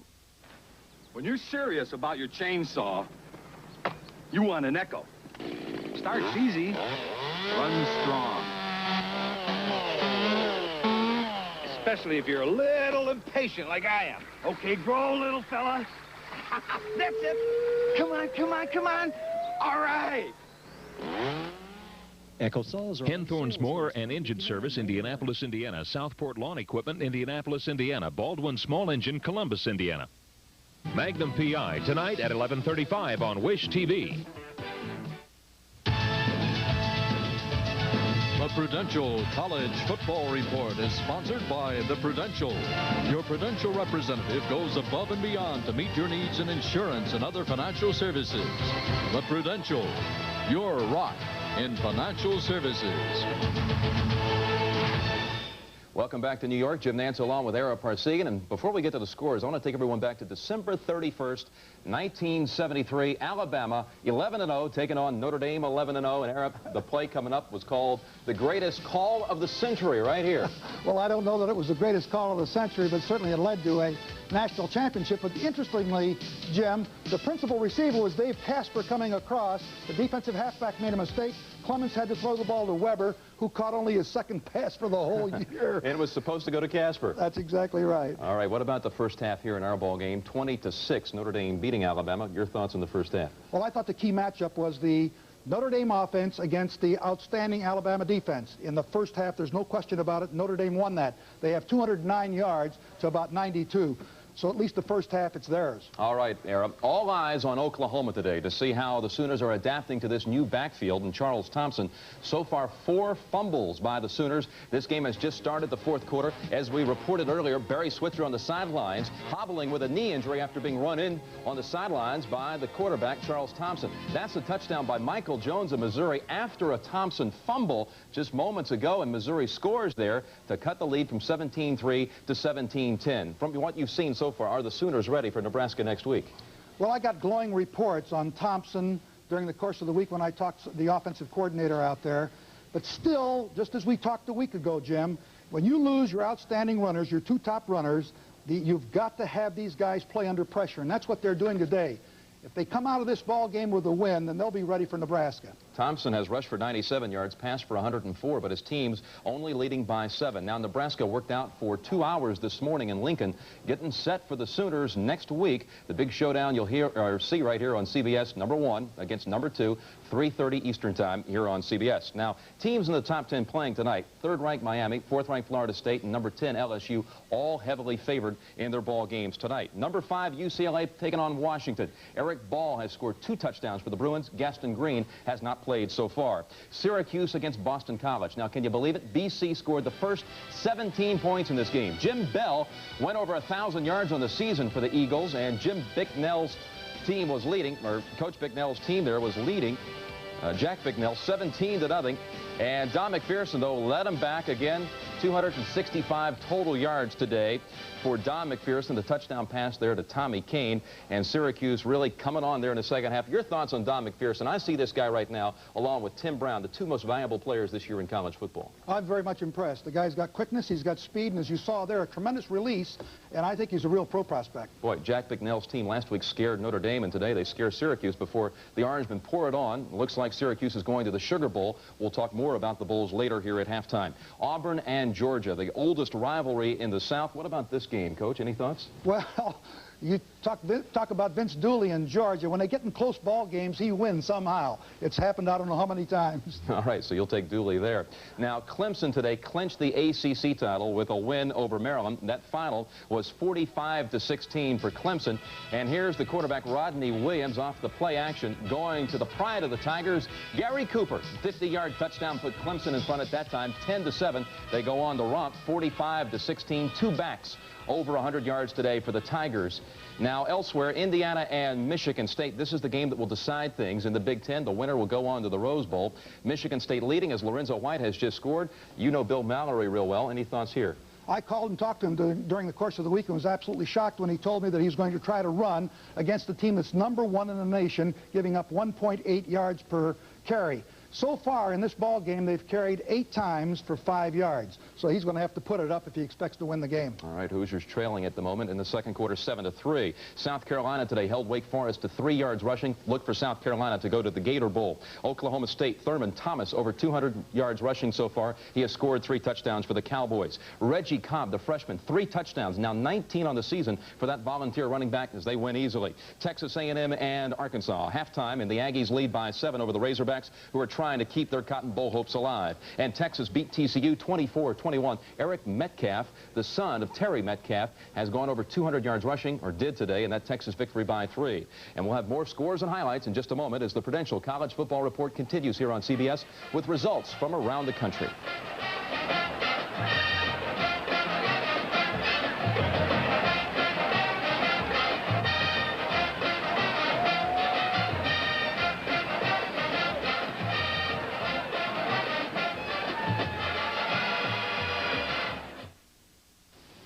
soar beyond your expectations. Today, the Prudential can show you a new world of financial opportunities. Look to the Rock for stocks and bonds, mutual funds. Feel its strength in CDs, insurance, and mortgages. With the right choices, the right guidance. Jim Nance and Ara Parsegan on the College Football Report. We continue with more scores. Army today looking for its 4th win of the season. It's just gone final. Army wins it by 12. Navy picks up its 2nd win of the year over Delaware. Army and Navy's next games will be on December 5th. You'll see it right here on CBS, Army-Navy. Harvard over Penn today by 17. Harvard tied for the Ivy lead with Yale, and Yale was a winner as well. So next week, Harvard and Yale, the game, they call it, and that will be for the Ivy League championship. Columbia's losing streak is now at 40 in a row after losing to Cornell today. Holy Cross runs its record to 10-0. The final home game in the career of Gordy Lockbaum, 212 total yards for Lockbaum in that game, and he scored 2 touchdowns. Virginia beat North Carolina by a field goal there. Virginia came back from 17 to 7 down. Florida over Kentucky. Gators are talking about going to the Aloha Bowl after that win today. Michigan scored with 43 seconds left. It was Phil Webb taking it in for the Wolverines as they beat Illinois by 3. Ohio State and Iowa. This game has a minute and a half left, and the Buckeyes are beating Iowa by 5 at the moment. Northwestern and Purdue, 3 minutes left in this game, and the Boilermakers are leading by 2. BYU and UTEP. Bob Stoll, the coach there for UTEP, doing a great job. In fact, he'll be sought after, I'm sure, after this season by a lot of schools because UTEP is 7-2 on the season right now. A big turnaround. That's tied in the 3rd quarter. Wyoming leads the WAC right now, 5-0 in conference play. They scored 10 seconds into this game, leading as that game has just started the 4th quarter. And when we come back, the coach and I will talk about post-season bowl matchups with officials of the Orange, Cotton, and Fiesta Bowls as the Prudential College Football Report continues here on CBS with more scores from around the country.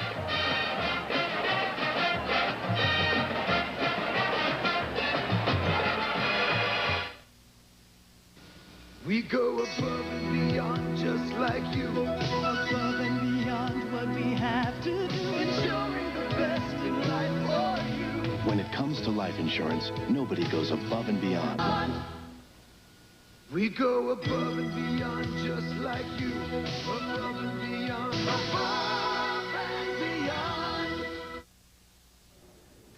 Welcome back to New York. Jim Nance here along with Ara Parsegan. And Coach, the key to the bowl picture is for one bowl to try to attempt to line up the 2 highest ranked teams. Next Saturday on CBS, number 1 Oklahoma meets number 2 Nebraska. The winner takes the Big 8 title and an automatic berth in the Orange Bowl. The opponent, well, as it stands right now, that would be number 3 Miami in a matchup for the national title. Now, last month, Miami coach Jimmy Johnson was our guest here on the College Football Report, and he was clearly angling at that time for a firm commitment before his team's final games against Notre Dame and South Carolina. If we're lucky enough to be unbeaten on Pick'em Day, we will pick a bowl, no strings attached, no ifs, ands, or buts. We'll say that's where we're going. And joining us from Miami right now is Pete Williams, the head of the selection committee for the Orange Bowl. Pete, the question everyone wants to know, right now, are you going to make that commitment to Miami? Is Jimmy going to get his wish? Or are you going to wait and see if you can get a 2-way deal going with Notre Dame? We feel like that if Notre Dame is able to win out here, they deserve the opportunity to challenge number 1. We would like to make that possible for them, but it might be denied to them from other sources. Then it looks like Miami is your team on January 1st.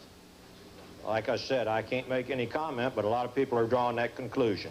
Pete, thank you very much. Joining us now from the sidelines in South Bend is the executive director of the Cotton Bowl, Jim Brock. And Jim, it's been reported everywhere that right now Notre Dame is your team in the Cotton Bowl. Do you look at that as a done deal? Jim, I think if everything goes right today, that we certainly have a good chance of landing Notre Dame for a 5th time in Dallas. Our conversation has been good with the Notre Dame people. When you deal with first-class organization like they have here, and Coach Holtz and Dick and Father Beauchamp, those kind of people, without ever really putting together a deal, everything has been on the plus side for both of us, and I feel like we have an excellent opportunity to bring Notre Dame to Dallas.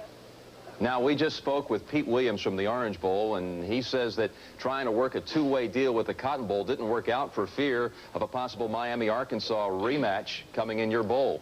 Well, in all fairness to the Orange Bowl and to both Notre Dame and Miami, 2 great institutions, that is exactly right. I think we have had discussions, mainly Phil Scoville, with Pete Williams, both of them team selection chairman, and we did discuss the possibilities, but it's just something that you would have to sweat down the wire, and it was not in the best interest of us, particularly to go that route. Now, the official bids are not extended until next Saturday. However, really, tomorrow, everything will be locked up 24 hours from right now. So the Orange Bowl, it looks like, Era, will hold its breath and hope Miami gets by Notre Dame and South Carolina its last 2 games and have its national championship game there in the Orange Bowl. Exactly right, Jim. But you got to take your hat off to the Orange Bowl committee. They tried to put together the best combination, but it took other bowls to cooperate, and it takes 2 to tango, and they couldn't get it done. So we look for Miami against the Big 8 winner there. And in the Cotton Bowl, it looks like for sure Notre Dame against the Southwest Conference champion. Should the Irish win the rest of their regular season games, they could be like number 2 or number 3 come January 1st. Why wouldn't Lou Holtz explore another bowl where he could take on a higher ranked team? Because the SWC does not have very many highly ranked teams this year.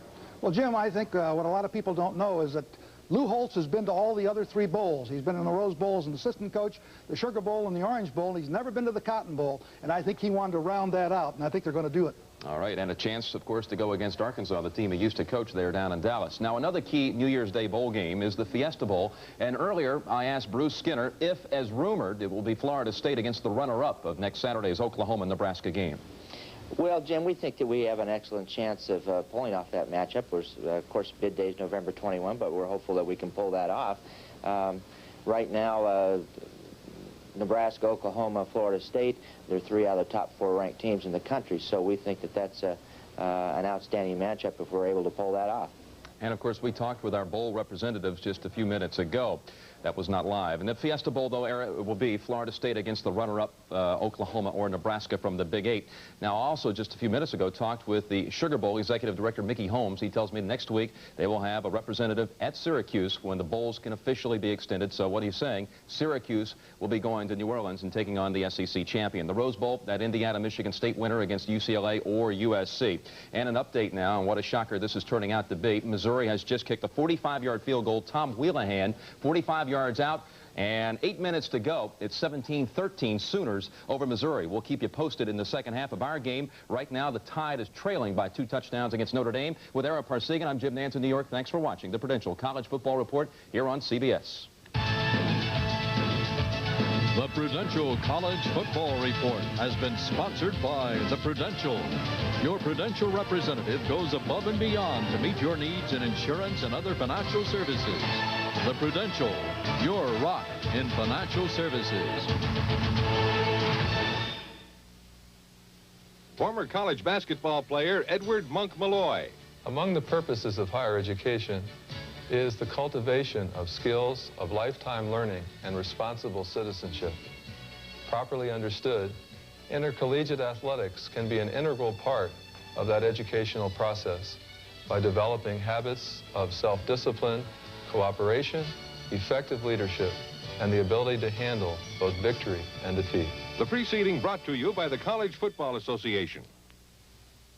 The Southeastern Conference, where women athletes compete at the highest level, with national recognition second to none.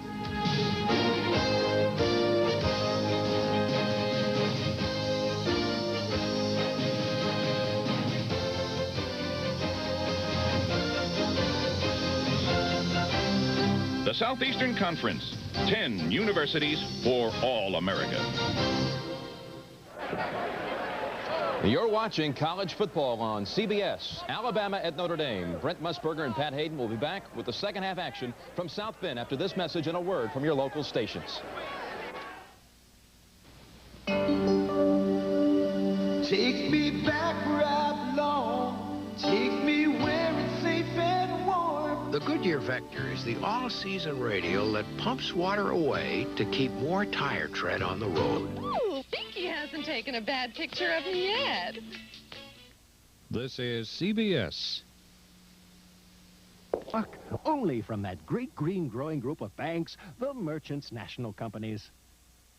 For your farm, your family, your piece of America, and everything you're working for, AgriCenter means more. Your local AgriCenter Agri-Center dealer has a lot more to offer. More experience, more top quality products, more service, more value, more of what you need for your farm. Get more at your local Agri-Center dealer. Hi friends, Denny Beck of Beck Toyota. We're celebrating our first-year anniversary this month, and as a special thank you for making us #1 in the state of Indiana, we're giving up to a $200 gift certificate from LS Ayres with any new or used vehicle purchase. So come on in and beat us down. Make your best deal and get top money for your trade-in. With no money down, select your choice at $159 a month of an 88 Tercel or an 88 pickup. This is ownership, not a lease.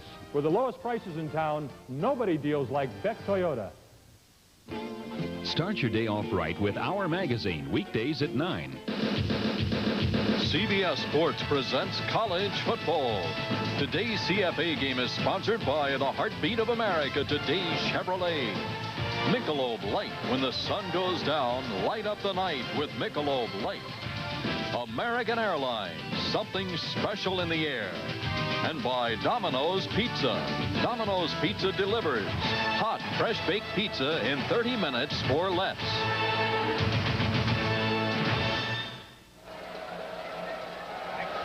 The Fighting Irish of Notre Dame leading Alabama 20-6. The Crimson Tide will kick it off here in South Bend. The critical opening minutes of the third quarter for Alabama. And Ward boots it with Tim Brown on one hop coming out from the 2. Tackled at the 30-yard line by Shannon Felder. John Dockery had a few words with Coach Bill Curry. Bobby Humphrey only carried the ball 6 times first half. Why? Well, they're taking us out of our game plan by stuffing everything we're doing. We're being out hit. You got to block people and tackle people to win a game. So Bobby will get the ball more in the second half, but we've got to have the football in order to give it to Bobby. Guy gets 12 or 15 carries in a half. That means you've had the ball a lot. Time of possession's got to be very strongly in Notre Dame's favor. They've simply outplayed us in every phase of the game. We're fortunate that we got 2 quarters to get back in it. And on the first down of the third quarter, the Irish pounded right straight ahead, and Willie Wyatt and Greg Gilbert make the stop. Now, Coach Curry alluded to the time of possession, and there it is. Pat Hayden? And Notre Dame has done something with their time of possession. This is a very important series for the Alabama defense. I think they need to force Notre Dame to punt the ball after 3 plays, give their offense a chance to get back in the ball game here.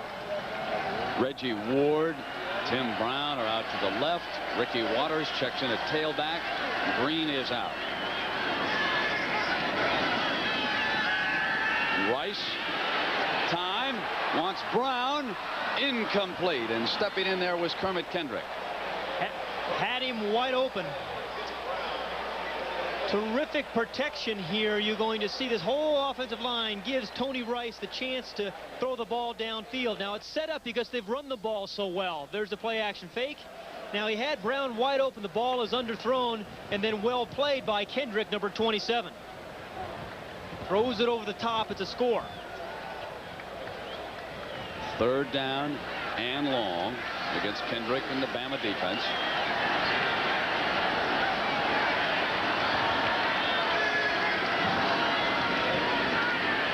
Rice under pressure is sacked inside the 20-yard line. Rockwell barrels in to bring him down. And Randy Rockwell ran right over Ricky Waters to make the play. Ricky Waters was a tailback. He was supposed to pick up the linebacker blitzing, watching the top of the screen. There's 57 Rockwell. There's 12 Ricky Waters. He runs right over him and makes the play on Rice. That's a sensational play by Rockwell. Phelan punting for the Irish, and the Bama defense comes up tough with Whitehurst back deep.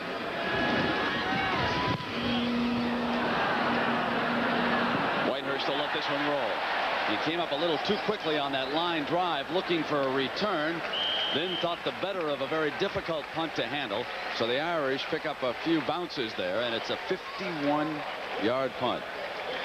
The Alabama defense did their job. They held Notre Dame the first series. Now it's the offense's turn, and Vince Sutton, the quarterback. So Jeff Dunn, whom Coach Curry says may be able to play in the second half, will not start. He was shaken up, and Vince Sutton steps in. motion behind him. And they run the fullback straight ahead. Nice play by the nose tackle, Mike Griffin, number 94, who stayed right at home. This guy leads the team in scars. He's had ankle surgery, knee surgery, back surgery, but he's played awfully well. He's right there in the middle of the screen, number 94, fights off the center, and then gets back in and makes the play. He's really come a long way this year. Second and long. Wright yells something back at Humphrey. Here's the toss to Bobby. Busts the tackle. Runs hard to the 34. They must get out to the 37 for a first down. So it'll be a third down for the Crimson Tide coming up. We talked about Bobby Humphrey being very versatile. We've only seen him actually throw the ball to him, I think, twice in the first half. In a situation like this, you can either pitch the ball to Humphrey or throw him some sort of pass, but you want the ball in his hands.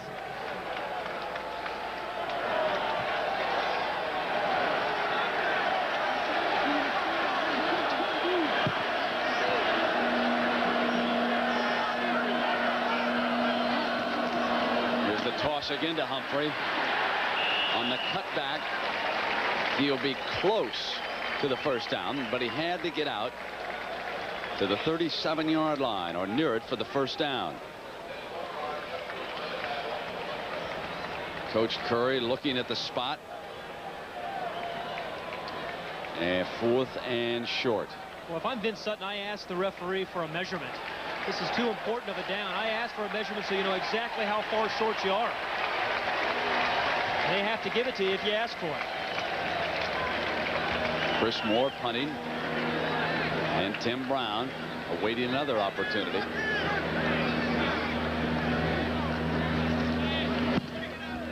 Irish set the return, and Moore booms one high. Brown at the 19. Gets away. And down at the 34-yard line. 3 white jerseys surround Tim Brown, and he still explodes for a 14-yard return. He's something, isn't he? We'll be right back. Avoid the Noid with the Domino's Pizza Guarantee. We guarantee your pizza will be delivered within 30 minutes, or you get $3 off your order. Guaranteed. And we guarantee your pizza will taste great. If you're not satisfied with your pizza, we'll replace it or refund your money. Only our pizza is guaranteed to avoid the noise. Domino's Pizza delivers. Call now. Listen to the heartbeat. Listen to the heartbeat of America. Oh, yeah. Today's Chevrolet Celebrity. It has the comfort, security, and performance for people who've grown up without growing old. The heartbeat of America. That's today's Chevrolet. Dreaming, dreaming, the dreams of America. GMAC makes financing or leasing the new GM car or truck of your dreams easy. Just see your General Motors dealer. We'll help your dream come true. The dreams of America, GMAC. We're making your dreams come true. The dreams of America, GMAC. Official sponsor of America's Dreams. 11-12 remaining in the third quarter, and Notre Dame leading Alabama 20-6. Tim Brown takes a breather, as he does after returning a punt, and so for quarterback Tony Rice, Reggie Ward and Alonzo Jefferson are the wide receivers. And Rice will throw off moving to the left, but he keeps it. He's run for 1 touchdown, and he picks up good yardage on that first down before Randy Rockwell can bring him down for Bama. Good blocks on the left side of the offensive line. And this was a run all the way because you're going to see the wide receivers also blocking all the way. They were never looking for the pass. Freeman and Rader on the left side, and you see the back Green make a very nice block, and the receivers did as well. Tony Rice running for 1 touchdown and passing for a second. There's the Irish in front. Now it's 2nd and short. They run the fullback.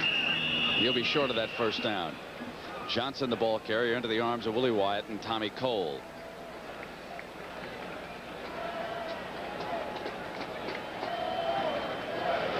So it'll be short yardage for the first down. And an Irish player is shaken up. That's Chuck Lanza, the center. I'll tell you, he has had a sensational year for Notre Dame and played very well again today. Rough go of it today against Willie Wyatt, though, the nose tackle from Alabama, who's had a very good game, too. So Jeff Dunn, who was shaken up late in the first half, now starts to loosen up on the Alabama sideline. And when your center gets hurt, Brent, I tell you, as a quarterback, what you're worrying about is a fumbled exchange when the second-team center comes in.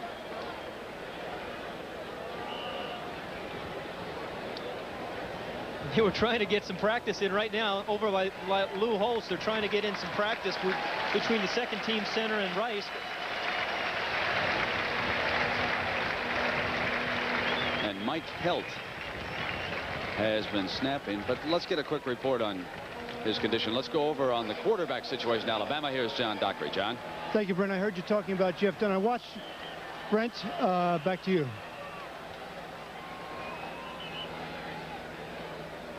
Let's go back down and complete that. I think we've got a few seconds here. John, what was your thought? Let me just tell you, now they're getting ready to snap the ball, so I'll go back to you, Brent, and then I'll talk to you about Jeff Dunn in a moment. From the wishbone, and Green is stopped. They apparently will have to punt it away, Pat. Another big defensive play here in the second half. Don Lindsay, the defensive coordinator from Alabama, has made all the nice adjustments at halftime. His defense has shut down the Irish 2 series here in the second half. Remember, this is 3rd and 1. They have not stopped Notre Dame on short yardage yet today until this down. The wishbone, just a power play, but Tommy Cole, number 51, really made the penetration in the play.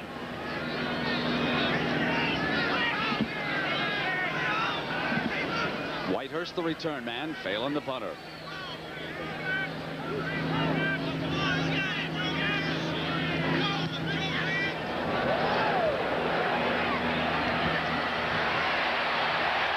Cannot escape. Andre Jones, number 7, another future star for Notre Dame, roars down and stops Whitehurst after a 2-yard return. Light up the night. Sun goes down, gonna light up the night. Silver label, red ribbon, taste that's right. Gonna light up the night. Michelob Light. Gonna light up the night. Gonna light up the night. Gonna light up the night. My Michelob Light. The right parts. Mr. Goodwrench has the right parts. Engineered for your GM car by people who designed your GM car. Mr. Goodwrench. No one knows your GM car better. No one. With so many automatic features, Zenith's new smaller VHS camcorder not only lets you take perfect pictures, it lets you show them again and again. Zenith. Quality.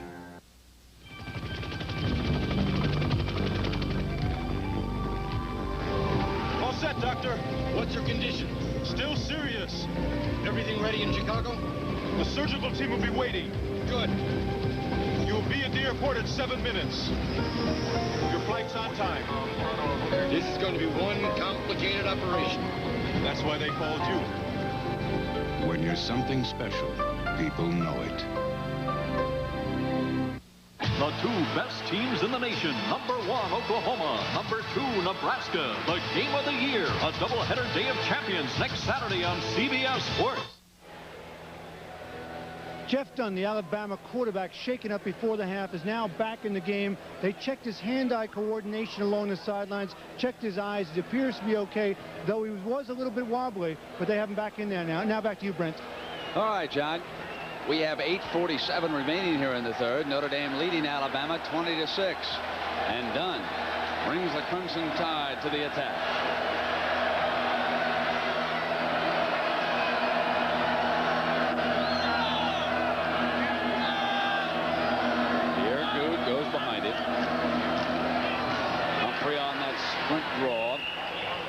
close to the 20-yard line before he's tripped up by Ned Bolcar, number 47, that inside linebacker from Phillipsburg, New Jersey.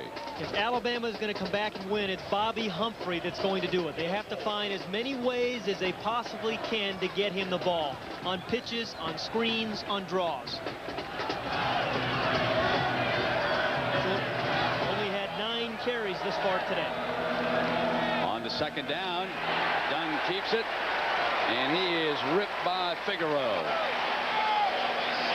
Well, Oklahoma under fire all afternoon. Let's get an update. Here's Jim Nance. Jim? Well, Brent, Oklahoma has held on for victory. Missouri got the football back with about 2 minutes to go. This was 4th and 15 for the Tigers to keep their hopes alive. It fell incomplete, and the Sooners win it and set up next week's matchup with Nebraska. Let's go back to Brent. And here, Jim, Alabama with a big 3rd down.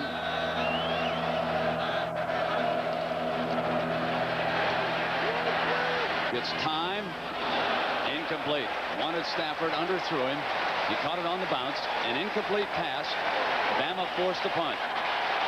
And again, that Irish defense does the job.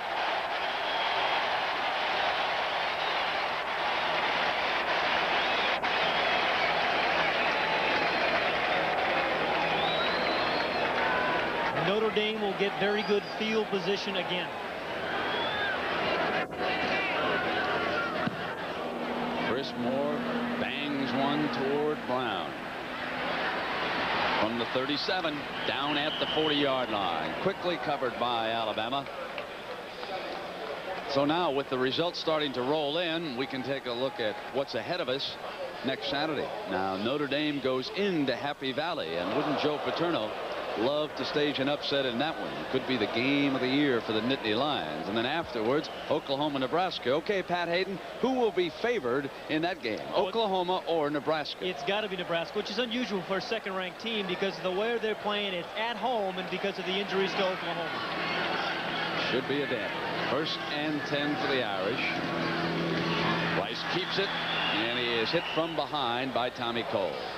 But Tommy Cole has really played well today, and he's played some unusual positions. He's a defensive tackle, as you're going to watch Cole stun here. When you get penetration this quickly, this is one way to stop the option. But Cole will play down in a 4-point stance, and then he'll line up kind of in a linebacker's position right over the guard.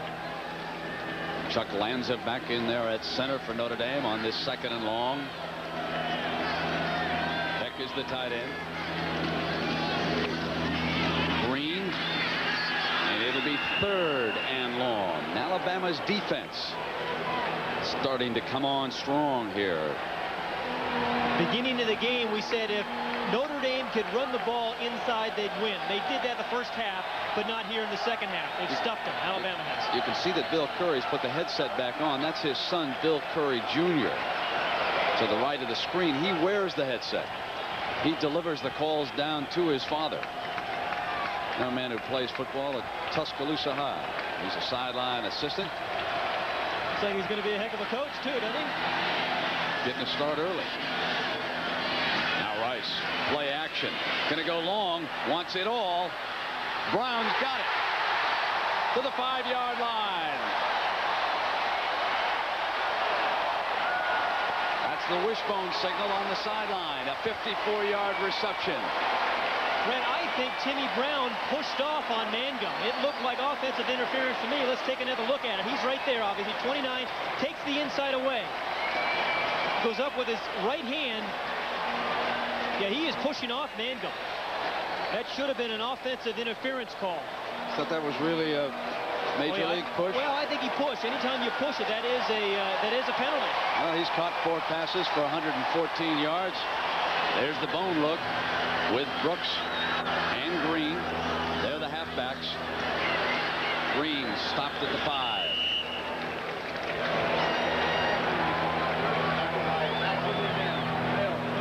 Lou Holtz promising a running attack. Turns loose a sophomore thrower this afternoon. Young Tony Rice, who's already tossed for 1 short touchdown to Heck. Now he's hit the 54-yarder to Brown. Notre Dame has run the option play down here all season long to perfection. Banks set in front of Green.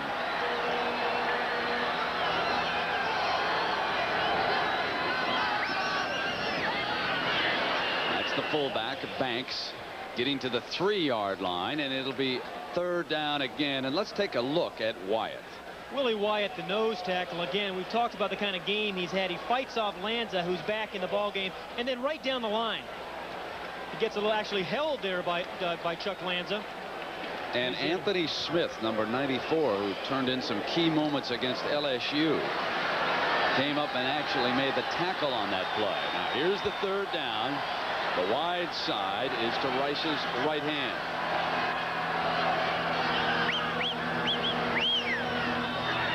They go the other way.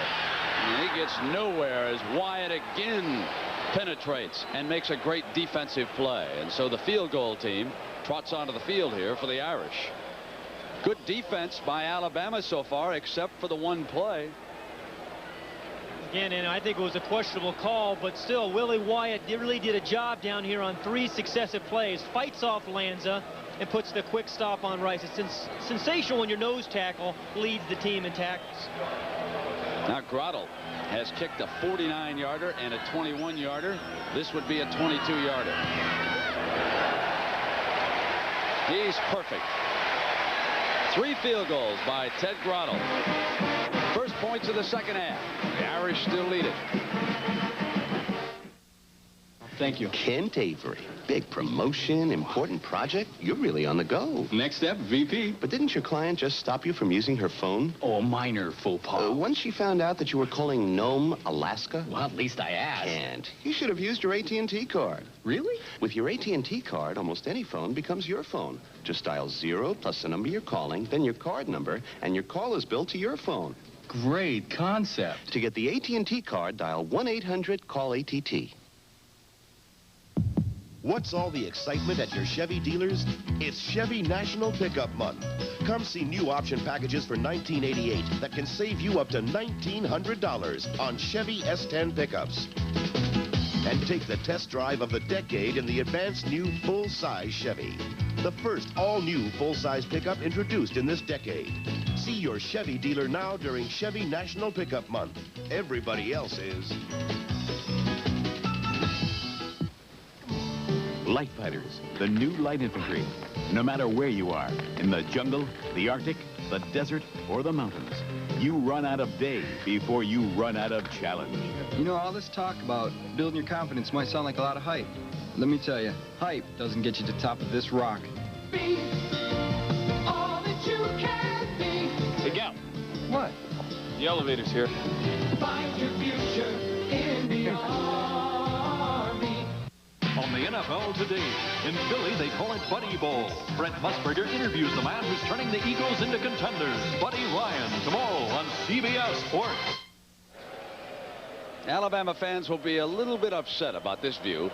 Tim Brown, with the broken finger, appears to be juggling the ball, and watch what happens to the football as Tim Brown goes down.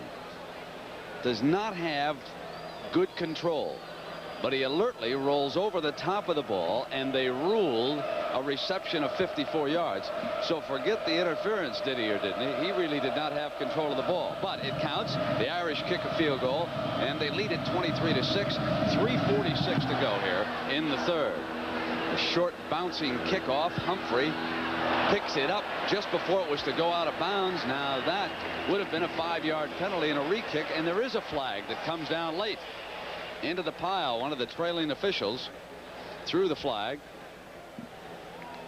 and so we have got a penalty, and the Irish are signaling that it is going against Alabama. So Bobby Humphrey in a spot where it apparently would have gone out of bounds and been marked off against Notre Dame. Boy, and that's depressing for a quarterback when you come out and you think you're going to have the ball on the 20 or 21-yard line, but then after the penalty, you're in the shadow of your own goalpost. So it's a personal foul. And the ball is walked off back to the 10-yard line, where it'll be 1st and 10 for Alabama. Big one for the Irish again next week when they play Penn State. Then it's Oklahoma and Nebraska. Vince Sutton returns as the Bama quarterback.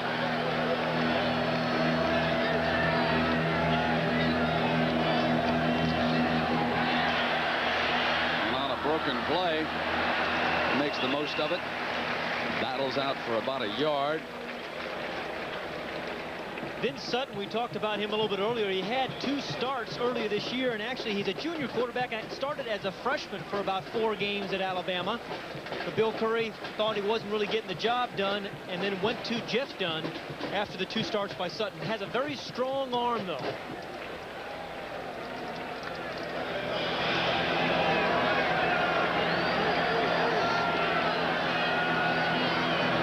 That's a bunch, isn't it?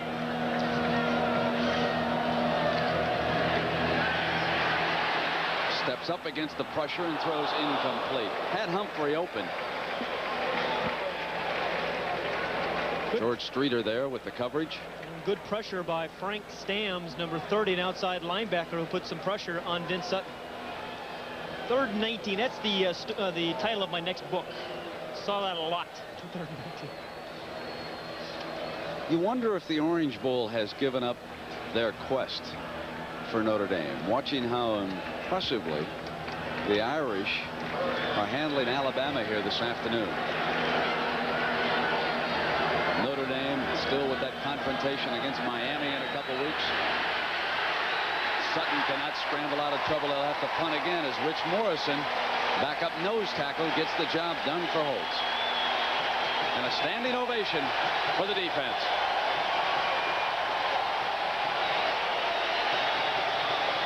Big surprise to me has been the pass rush by Notre Dame today. They haven't had it all year long. Morrison, number 86, just fought his way through the block of the center and made the play. Moore bangs another one for Tim Brown. They've been punting to him and going down on coverage. Fumble.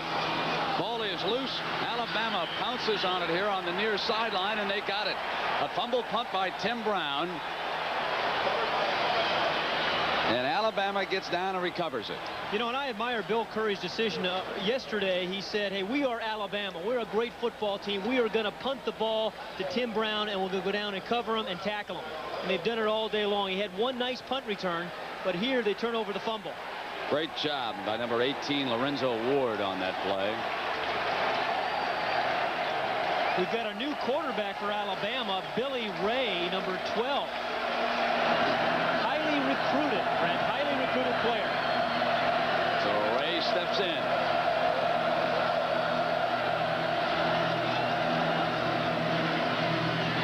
Keeps it and then pitches, and Humphrey catches up with it and gets to the 35-yard line.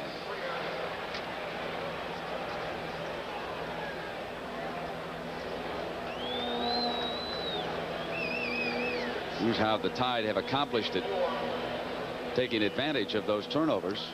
They've forced 17 interceptions and 16 fumbles this year.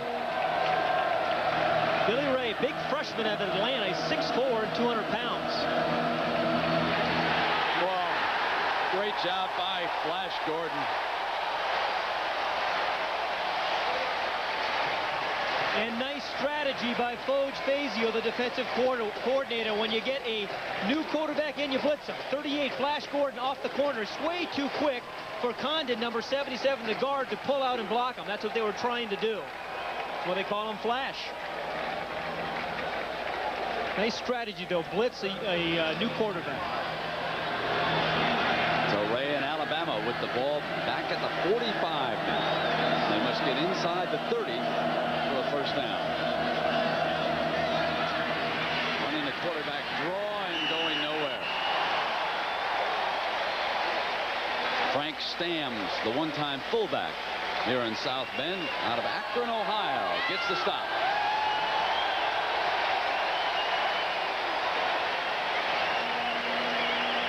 They're expecting a fake punt, so Notre Dame has kept its first defense in the game. 4th and 14, I don't think you're going to see a fake punt.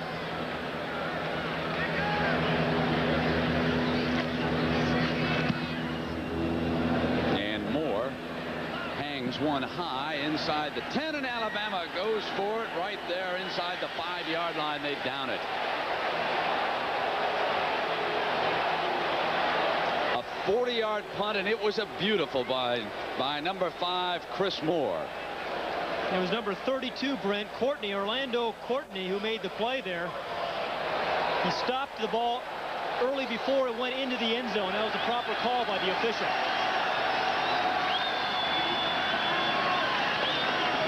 Final seconds running off here in the third quarter.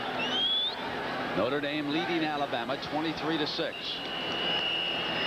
And the Irish 98 yards away. Tony Rice quickly brings the play into the huddle, and the 25-second clock begins.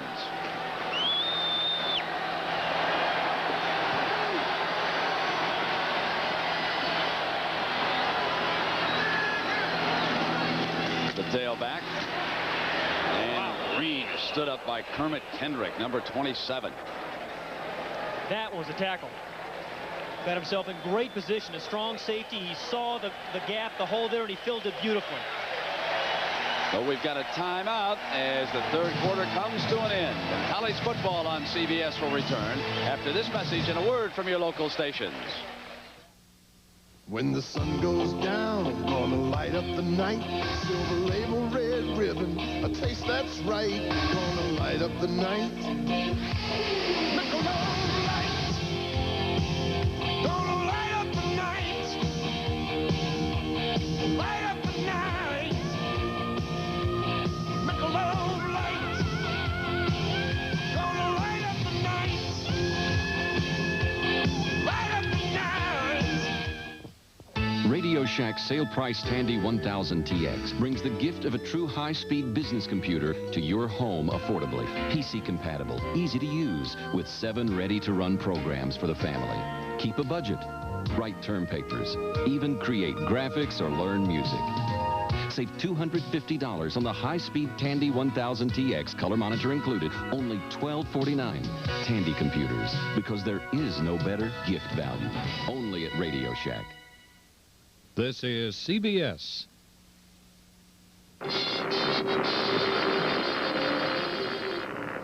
Hello, is anybody out there? We interrupt this program for a special report about radio.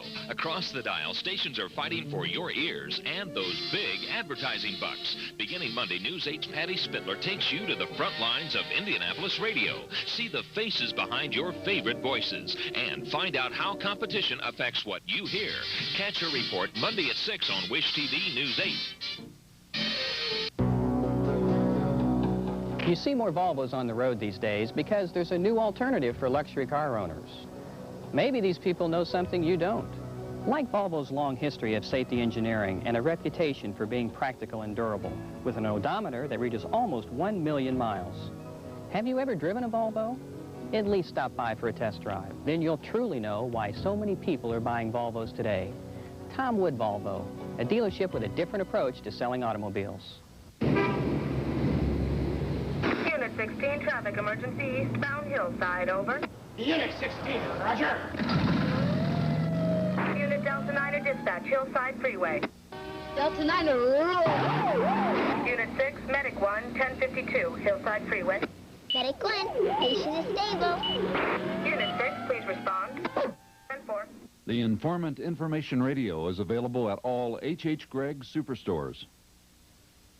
Hollywood Squares, weeknights at 7:30 on Wish TV. CBS Sports presents college football. Today's CFA game is sponsored by Michelob Light. When the sun goes down, light up the night with Michelob Light. GMAC, the official sponsor of America's Dreams. And by Norelco Electric Razors for a close and comfortable shave. One of Grotto's 3 field goals for the Irish, a 49-yarder.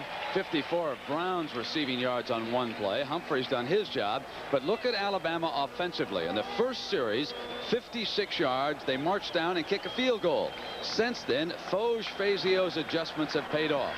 They've held them to 50 yards of offense since that opening series. It's been that kind of a day for the Notre Dame offense. Defensively, they've shut them down, and offensively, Tony Rice here handing the ball off to Green. Rice has passed for 1 touchdown and run for a second one as George Bethune wraps up Mark Green. So Lou Holtz's Fighting Irish facing the toughest schedule in the country move a step closer to what would be a glorious season for Notre Dame, regardless of where they wind up in the bowls. And here's the bind that the Alabama defense is in now in a 3rd and 2 situation. Do you defend the power play, the off-tackle play, or the option? And you need 2 different types of defenses to do that.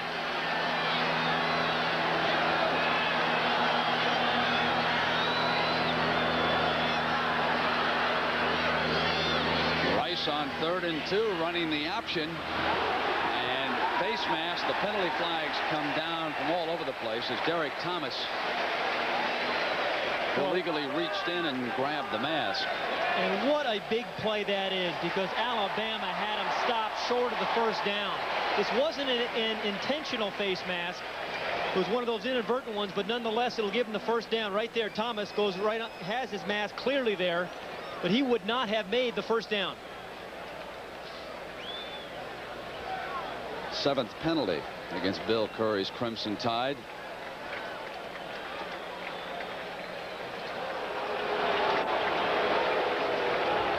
Lou Holtz making sure those chains move on the far side. I was talking about the schedule. Notre Dame opened up with 3 Big Ten teams: Michigan, Michigan State, and Purdue. All right, now Michigan and Purdue, maybe they're not much this year. Michigan certainly down, but how about Michigan State? They appear headed for the Rose Bowl. Then they lose in Pittsburgh. They lose their starting quarterback. They come back against Air Force, USC, Navy, Boston College from behind. And now they're doing a number on Alabama. And Thomas did a number on Green that time from behind. Well, they've played the most difficult schedule, will play the most difficult schedule in all of college football. Alabama is still a very good football team. And of course, Penn State and Miami. It's going to be 2 tough games at the end of the season. Fullback Anthony Johnson shaken up. He comes to the sideline. Braxton Banks checks in. Notre Dame working on that clock now, down to 13.5 minutes left here in South Bend. At the end of the game, Jim Nantz will have all the scores and highlights coming your way from New York. He and Eric Parsegan will talk it over. They run the fullback. Banks right into the arms of Anthony Smith. Offensive football is a matter of rhythm, and it's easier to get a rhythm running the football, and that's what Notre Dame has done now for 5 straight weeks. Really gain control of the line of scrimmage and run the ball very well. Really in a groove, Brent.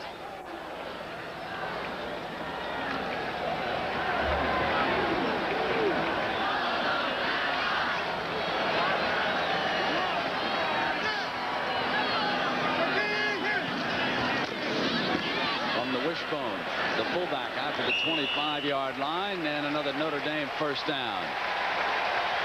They move the chains with Braxton Banks, the ball carrier. He's a sophomore fullback out of Hayward, California.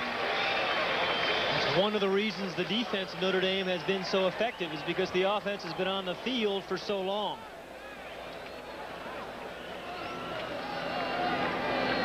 The whole Alabama defense is actually looking over the sideline for signals. A little unusual. I haven't seen a defense do that before.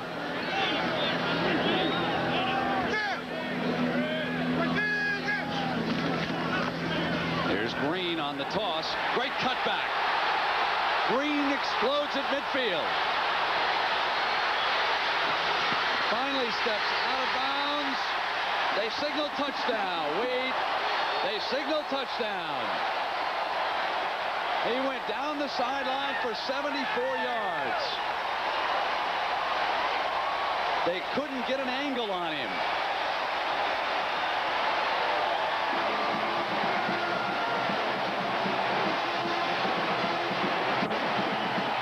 One of the subtle things, though, Brent, he'll change hands. He starts out with the ball in his right hand, but these teams are very fundamental. Now watch the cutback. Terrific blocks up front. He sees that the soft spot is back to his left to the inside. And then when he cuts back and breaks to the outside, he's going to change hands with the ball. One of the fundamental things you do, see, the ball doesn't get fumbled if you get tackled from the right side.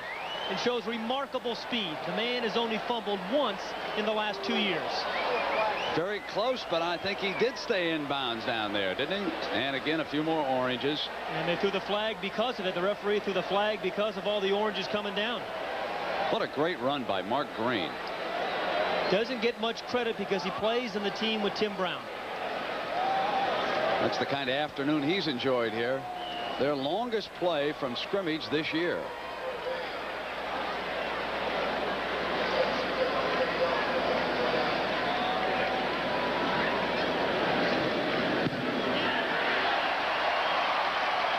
Throttle adds the extra point.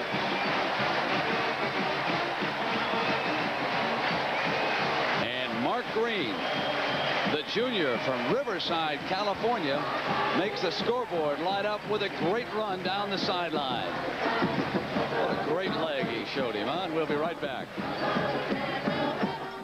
Next Saturday, the game of the year, Oklahoma-Nebraska on CBS Sports.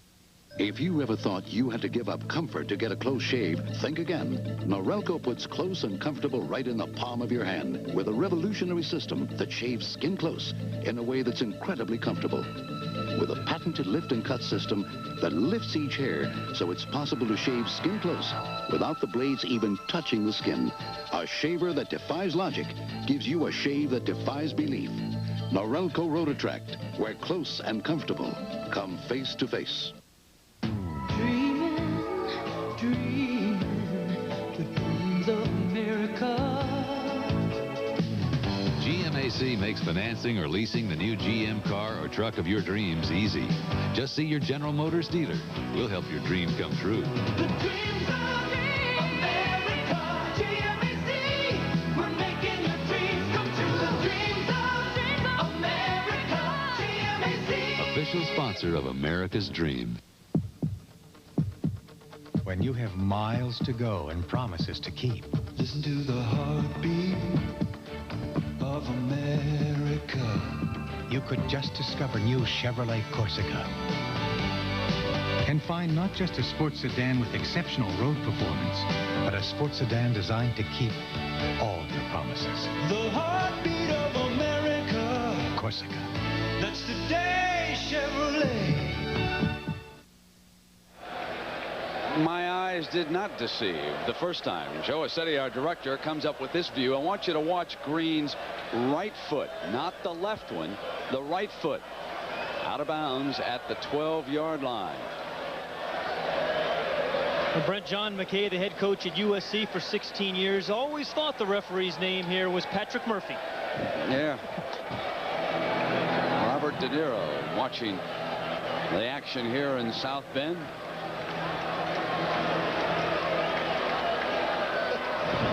With the ball on the tee, he'll kick it off for the 20 because the student body has sacrificed 15 yards for a bid to the Orange Bowl.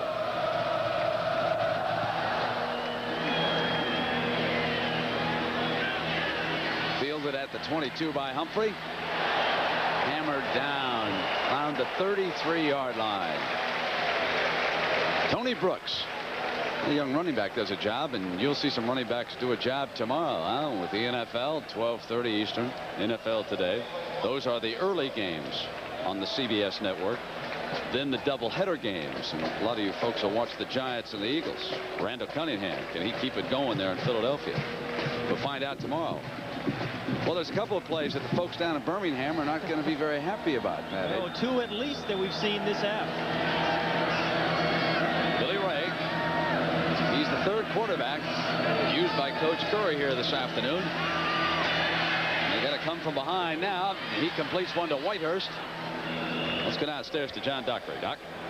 Brent, I'd like to try to clear up the quarterback situation here at Alabama. That's Jeff Dunn behind me on the bench. Remember, he was hurt right before the half.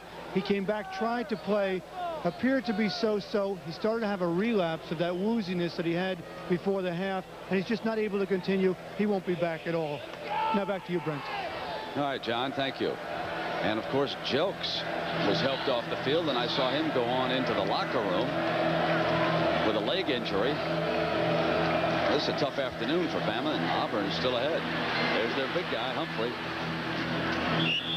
He's wrapped up by Wells. You know, Brent, there's some talk this week that Alabama might be looking past Notre Dame, if you could actually even imagine it, toward their showdown with Auburn in 2 weeks for the SEC title, perhaps. I find it hard to believe that you could ever look past a game like Notre Dame on national television, but they haven't really played very enthusiastically. Not like they did last Saturday night down in LSU when we watched that game, a replay of it the other night.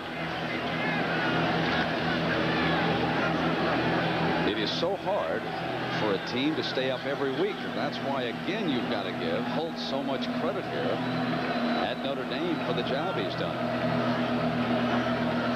Battle. Incomplete. Wanted the tight end cross.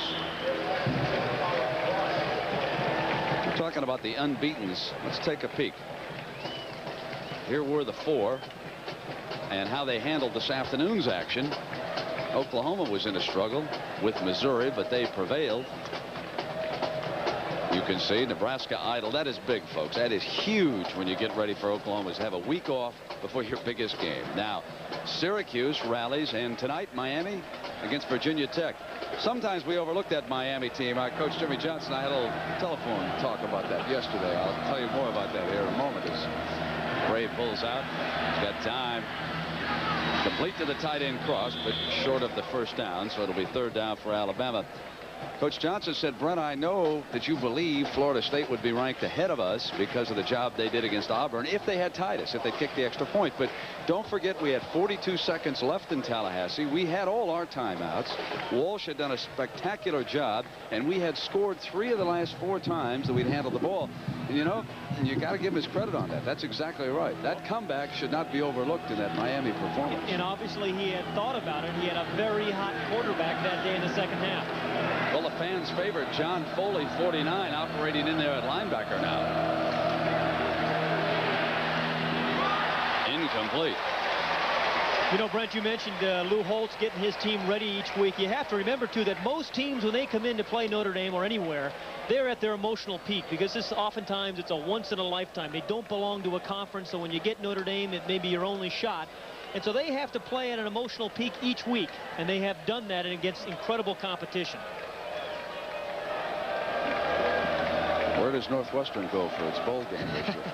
They're going to play Miami of Ohio Sunday, Brent. I'll make Miami a favorite right now. 4th down here. Alabama will go for it. Nice pass by Ray and a great catch by Humphrey for the first down. So Jeff Dunn leaves for the Alabama locker room. And we certainly hope that nothing seriously wrong with the young man.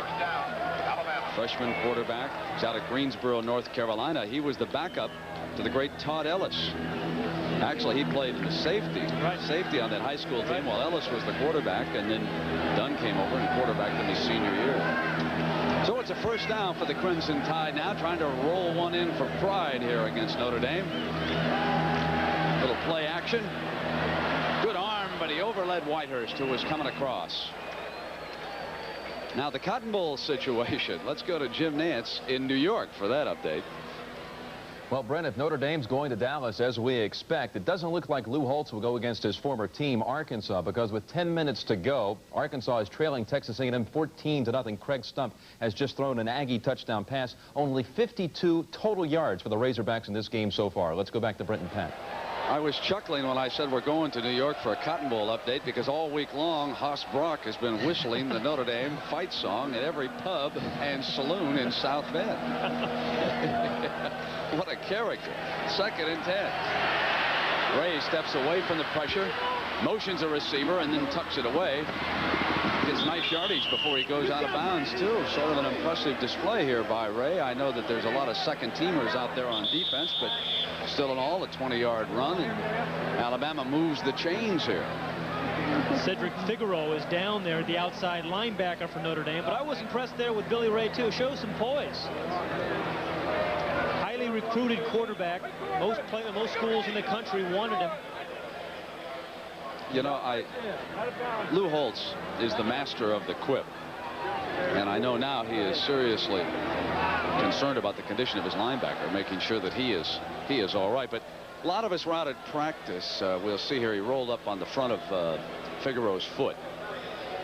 You can see number 48. See him roll up over on the left foot. That's why he's down there. A lot of us were out at practice here at South Bend watching Figaro and the rest of the Irish get ready for this game on Thursday. And a lot of the parents had come out to the sideline, and Lou came over and he said, what a crowd for practice. This is larger than we had for games at William and Mary. He was probably right. Billy Ray It's a nice block by his running back. That gives him time, and it's intercepted. He underthrew his receiver, and Marv Spence picks it off in the end zone. And now they will call him out of bounds, folks. They're not going to get everyone on the sideline. Yeah. They will say that he was out of bounds. Oh, Patrick Murphy wasn't over there. Again, this is what happens, though, when you're trying to force the ball, trying to make something happen. And you really can't blame Billy Ray. Marv Spence has played marvelously in the 2 games that I have seen. But after the interception, he's going to step out of bounds here, and there's the official to make the call. Boy, Stafford was open in the end zone, too. All right, we'll be right back to South Bend in just a moment. When the sun goes down, gonna light up the night. Silver label, red ribbon, I taste that's right. Gonna light up the night. Michelob Light. Gonna light up the night. Waiting for it. Light up the night. Waiting for it. Light up the night. My Michelob Light. I'm gonna light up the night. True Value Hardware, it's more than a name. The Master Mechanic cordless power screwdriver runs at 130 RPM, and you can use it anywhere to drive or remove a variety of screws. Plus, the charging stand keeps it ready for use. In November, the Master Mechanic cordless power screwdriver is only $13.99. Look for the True Value of the Month banner at participating True Value hardware stores and home centers. Just listen to that good old country music. There just can't be a better way. I just passed Santa Fe on my way to L.A. Gonna ride in a West Coast rodeo. So it's nothing but time in this. With the designed in sound of a Delco Electronics music system, now the best seat in the house is in your GM truck. Delco Electronics, it's who we are.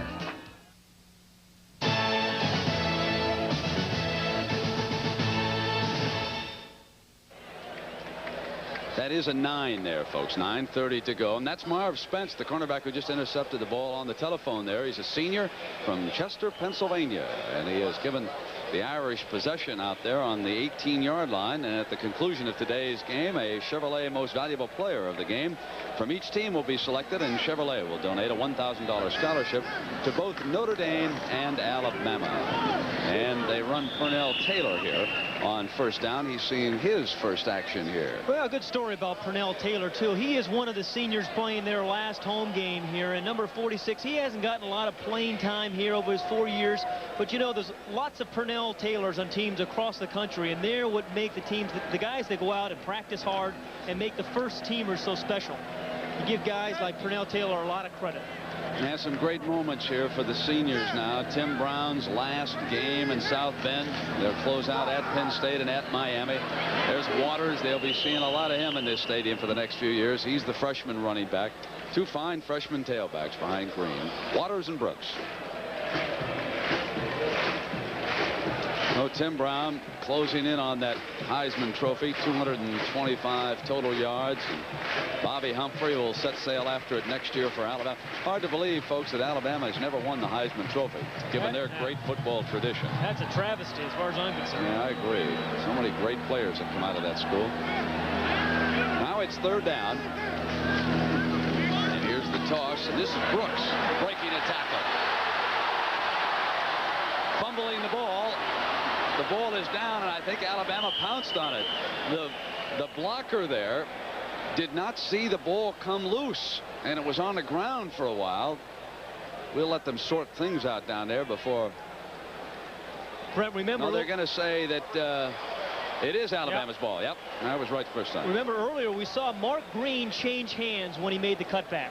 And that's why he didn't go. But this time, watch, Brooks does not change hands. The ball's in his right hand, and that's where the pressure comes from. If he had switched the ball to his left hand, see, I don't believe he would have fumbled. That's the inexperience. That was Kendrick who was knocking the ball free. And the blocker was so eager to get him a little more daylight, he didn't realize that the football was right at his heel. So it's 1st and 10 here for Ray and Alabama, and they'll try again to see if they can't put 6 on the board. Allen and Humphrey are in that backfield. There's the pitch to Humphrey. Got an alley. Good tackle over there at the 39-yard line by Todd Light. That freshman from Flint, Michigan is an impressive football player.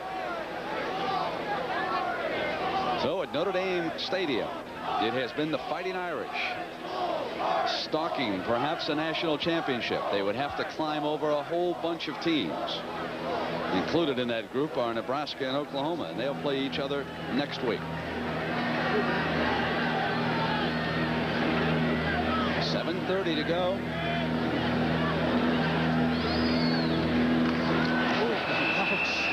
Ouch. I think Mike Griffin was anxious to hit a quarterback. Oh, boy, did he want a lick. He has really played well today. Talked about all the injuries that he has fought through. A little over anxious. There he goes. As long as you're going to do it, you might as well get a little piece of the quarterback. Get your name announced on television. Played well today, Mike. That's Whitehurst. Down here, number 82 is Pierre Cruz goes in motion.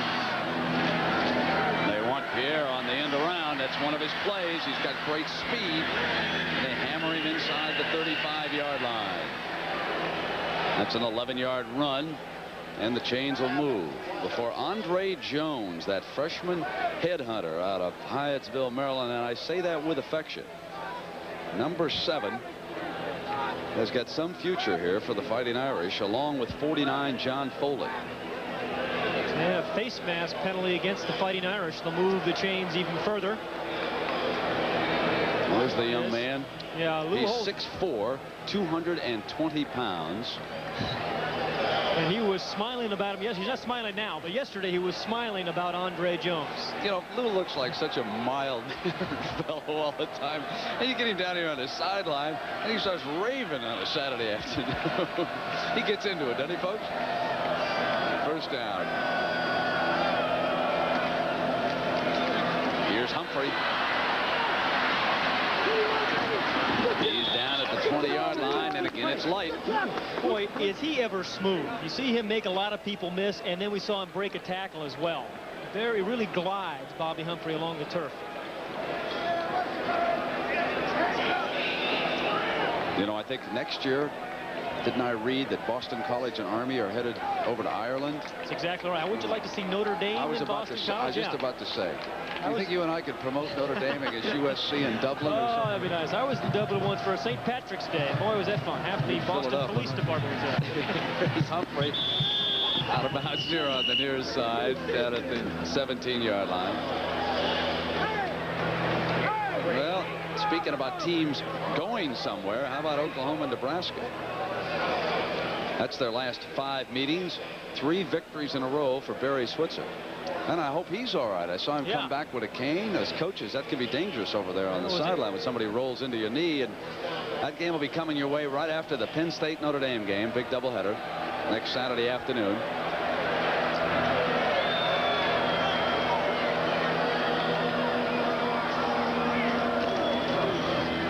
Nice fake by Ray.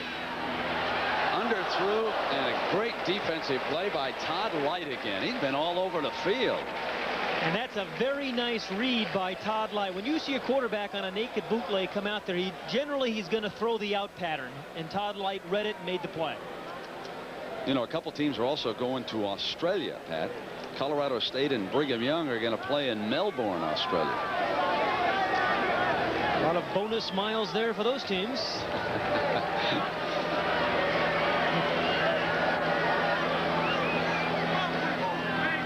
Right to the fullback in front of Humphrey. Off the fake. Complete underneath, and what a lick delivered that time by Andre Jones. Oh. Lou Holtz really thinks that Andre Jones is going to be able to provide next year is a real strong pass rush, too. He is quick. I wouldn't want him hitting on me. He's also got a nose guard. He says is going to be a good one next year. You know, he says he's got a great senior class and a very good freshman class. He's kind of light in between, but with another good recruiting year or two, and believe me, Notre Dame will recruit well the next couple of years. Oh, you take a look at where their players are from, coast to coast. national team. Now Kerry Good, number 35, out of Town Creek, Alabama.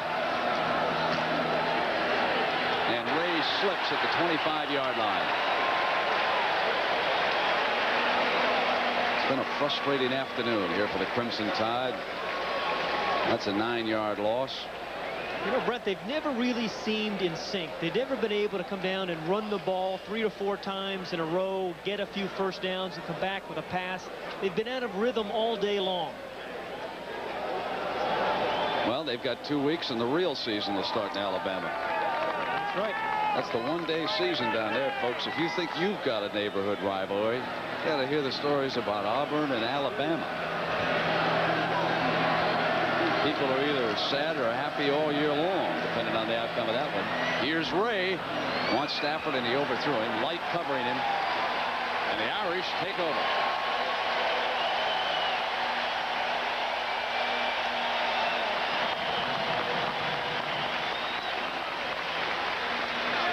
Well, you got to think about the Fighting Irish, don't you, in that national championship picture, the way they played here today.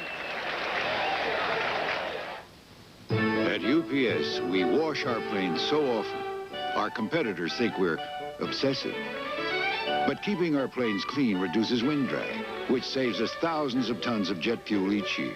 And it's obsessiveness like this that lets us deliver next-day air usually for half what other companies charge. Besides, we happen to like our planes clean. UPS, we run the tightest ship in the shipping business. Just scratch and match. I won! A camera! You could win one of the tens of thousands of prizes from Mr. Goodwrench. Just stop in for an oil change. Or just stop in. No purchase is necessary to get the game card. And while you're there, enter the Island Paradise Vacation Sweepstakes. You could win a trip to Hawaii, Manhattan, the Bahamas, or the Virgin Islands. So see Mr. Goodwrench. Stop in for an oil change now. Or just stop in. Mr. Goodwrench. No one knows your GM car better. No one. My father is the greatest. Is the greatest person I know. If you had a race with my father, he'd always let you win at the end. I love my pop very much. He still calls me up and says, "How's my boy?" When I grow up, I want to be like my dad. When was the last time you took a picture of your dad?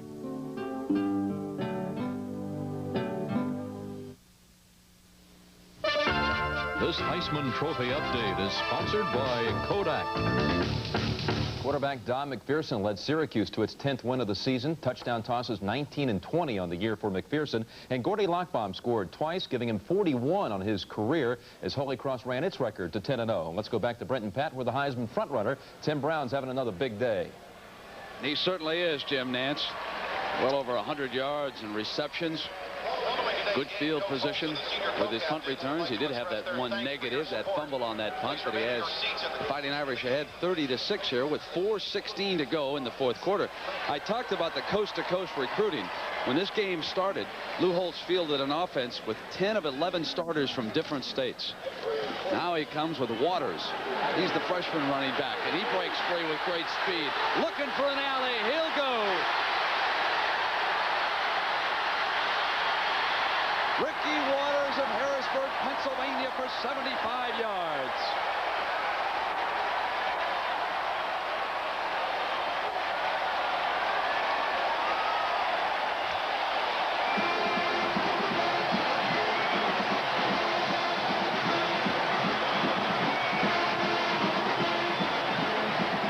Big block by the left guard, Tom Freeman. Right here. It cleared the way for Ricky Waters. And this is just a very tired defense of Alabama. They've been on the field almost the entire second half. But he's got some juice. He's got a different gear.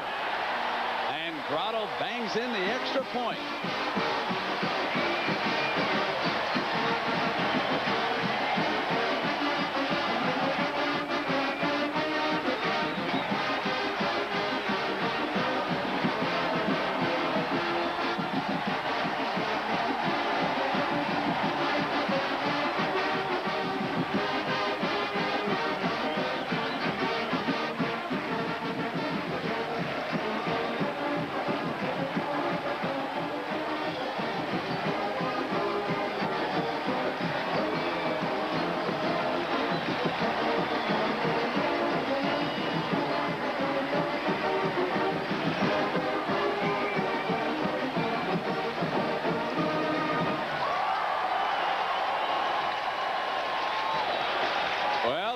picture. And as Jim Nance reported at halftime, it looks now like Miami will play the winner of Oklahoma-Nebraska, but don't be too sure. The Cotton Bowl has Notre Dame lined in their sights. But the Orange Bowl must be thinking at this hour, after this performance, how do we get the winner of the Notre Dame-Miami game to play for the national championship? You've got to believe now that the committee will be thinking seriously about that.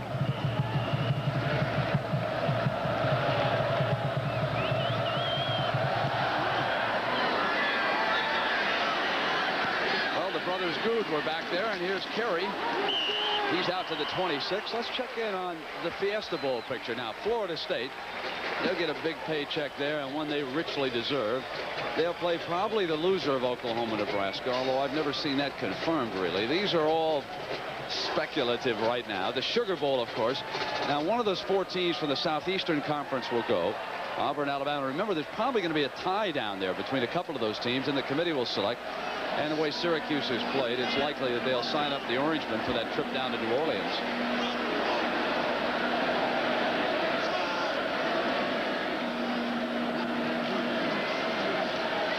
Here's Ray. He's the 3rd Alabama quarterback.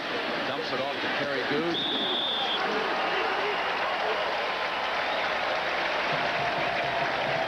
So with Michigan State winning that game, it appears as though the Spartans will go. I think their last game is against Wisconsin, if I remember the Big Ten schedule, and they will play UCLA or USC. What about that one, Tom? I like UCLA in that game. UCLA is probably the better team, although Rodney Peete at USC, their quarterback, has a chance to win any game.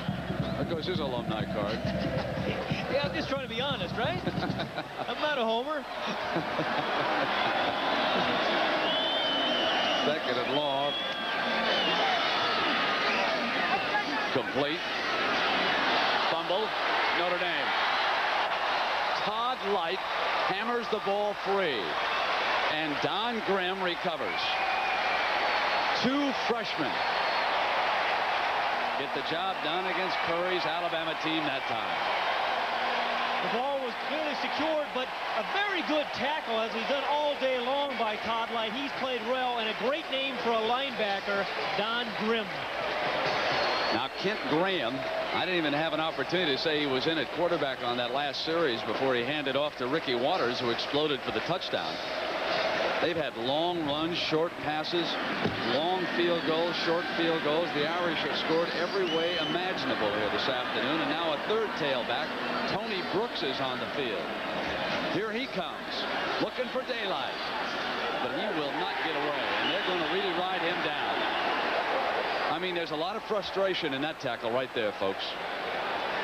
I'll tell you what, Notre Dame is pretty good this year, but in a couple of years when these freshmen get a little bit older, and they have more speed than I've ever seen a Notre Dame team have. But I want to say one thing. The hardest thing to replace is an offensive line. And that's the heart and soul of this team, and there are 4 seniors in that offensive line. 2nd down long. John Madden would be proud of me for saying that, wouldn't he? Little movement down there in the middle. Whoops. Darrell Whetstone, number 92. Isn't that a glorious view of the Golden Dome?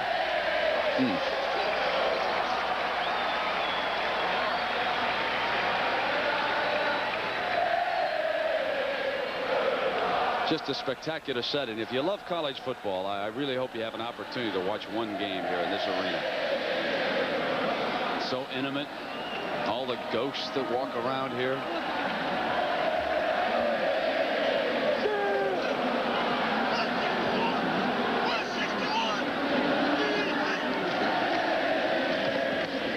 Yeah, they run a young fullback right straight ahead. You know, the Citrus Bowl moved to January 1st. They've got a lot of things to sell down there with Disney World close by. Clemson could even play Penn State, I suppose, or one of the teams from the Southeastern Conference would make a nice club down there in the Citrus Bowl. Bring in a lot of fans. Fred, that's Bill Curry's real challenge, I think, is to pick his team off the emotional floor. And they have a week off, I know, but to get ready for Auburn, it's still a chance at the Sugar Bowl.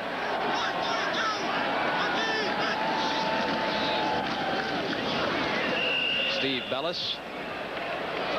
Handoff from Graham. Graham is a freshman quarterback from Wheaton, the same high school that turned out Chuck Long. That's Wheaton North. And the last time I mentioned that, somebody wrote me a letter and said, hey, you missed the most famous Wheaton graduate of all, the galloping ghost, Red Grange. So I did a quick check, and he's from another high school in Wheaton. So you didn't even give me a chance. I was going to guess. Now Pete Graham steps in. He's a junior out of Rumson, New Jersey. He's the quarterback, and he hands the ball off, and that's a pretty good-looking run by Bellis.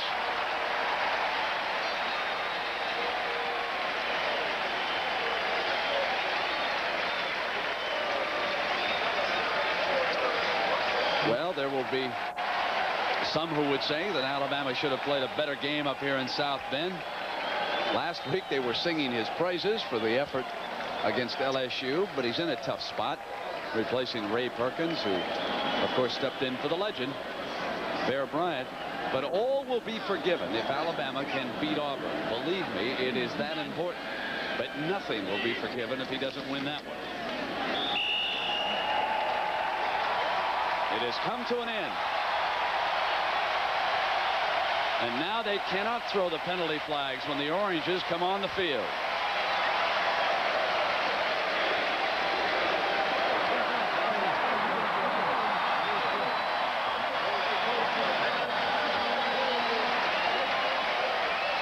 Lou Holtz seeking out Coach Curry.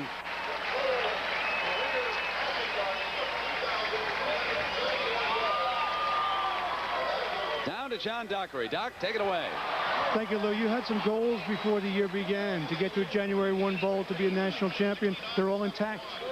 Well, there we had 4 goals, and it goes the credit to the coaches, the players, and our fans. They're fantastic. What can I say? I scared to death Alabama coming in. They're a fine team, but they just picked the wrong time to play Notre Dame here. Which bowl would you like to go to? Well, we'd like to play for the national championship, and that would have to be in the Orange Bowl. That's where we want to go. We played a difficult schedule, but we still have 2 tough ones to go. I just want to play the best because that's the way our schedule is, but we'd like a shot at national championship, but only Penn State's the only thing on my mind. You told us you didn't have a defense, and you showed us one today. Well, we had a good week practice in the defense. It was a total team. They came out and played well. We just get too many penalties, including our students. Well, congratulations, Lou. Thank you. Thank you. All right, John, thank you. Now, I'm sure that Jimmy Johnson, the sportsman, is sitting down in Miami saying, let's get it on, winner take all. Miami against Notre Dame. What about it, Coach Johnson? There'd be some scene down there, wouldn't it? And here we've got some scene in South Bend. The seniors saluting the senior class right here. The student body cheering them. The sun is set on South Bend. And let's get a scoring update and find out what's going on. Let's send you to New York, and here's Jim Nance.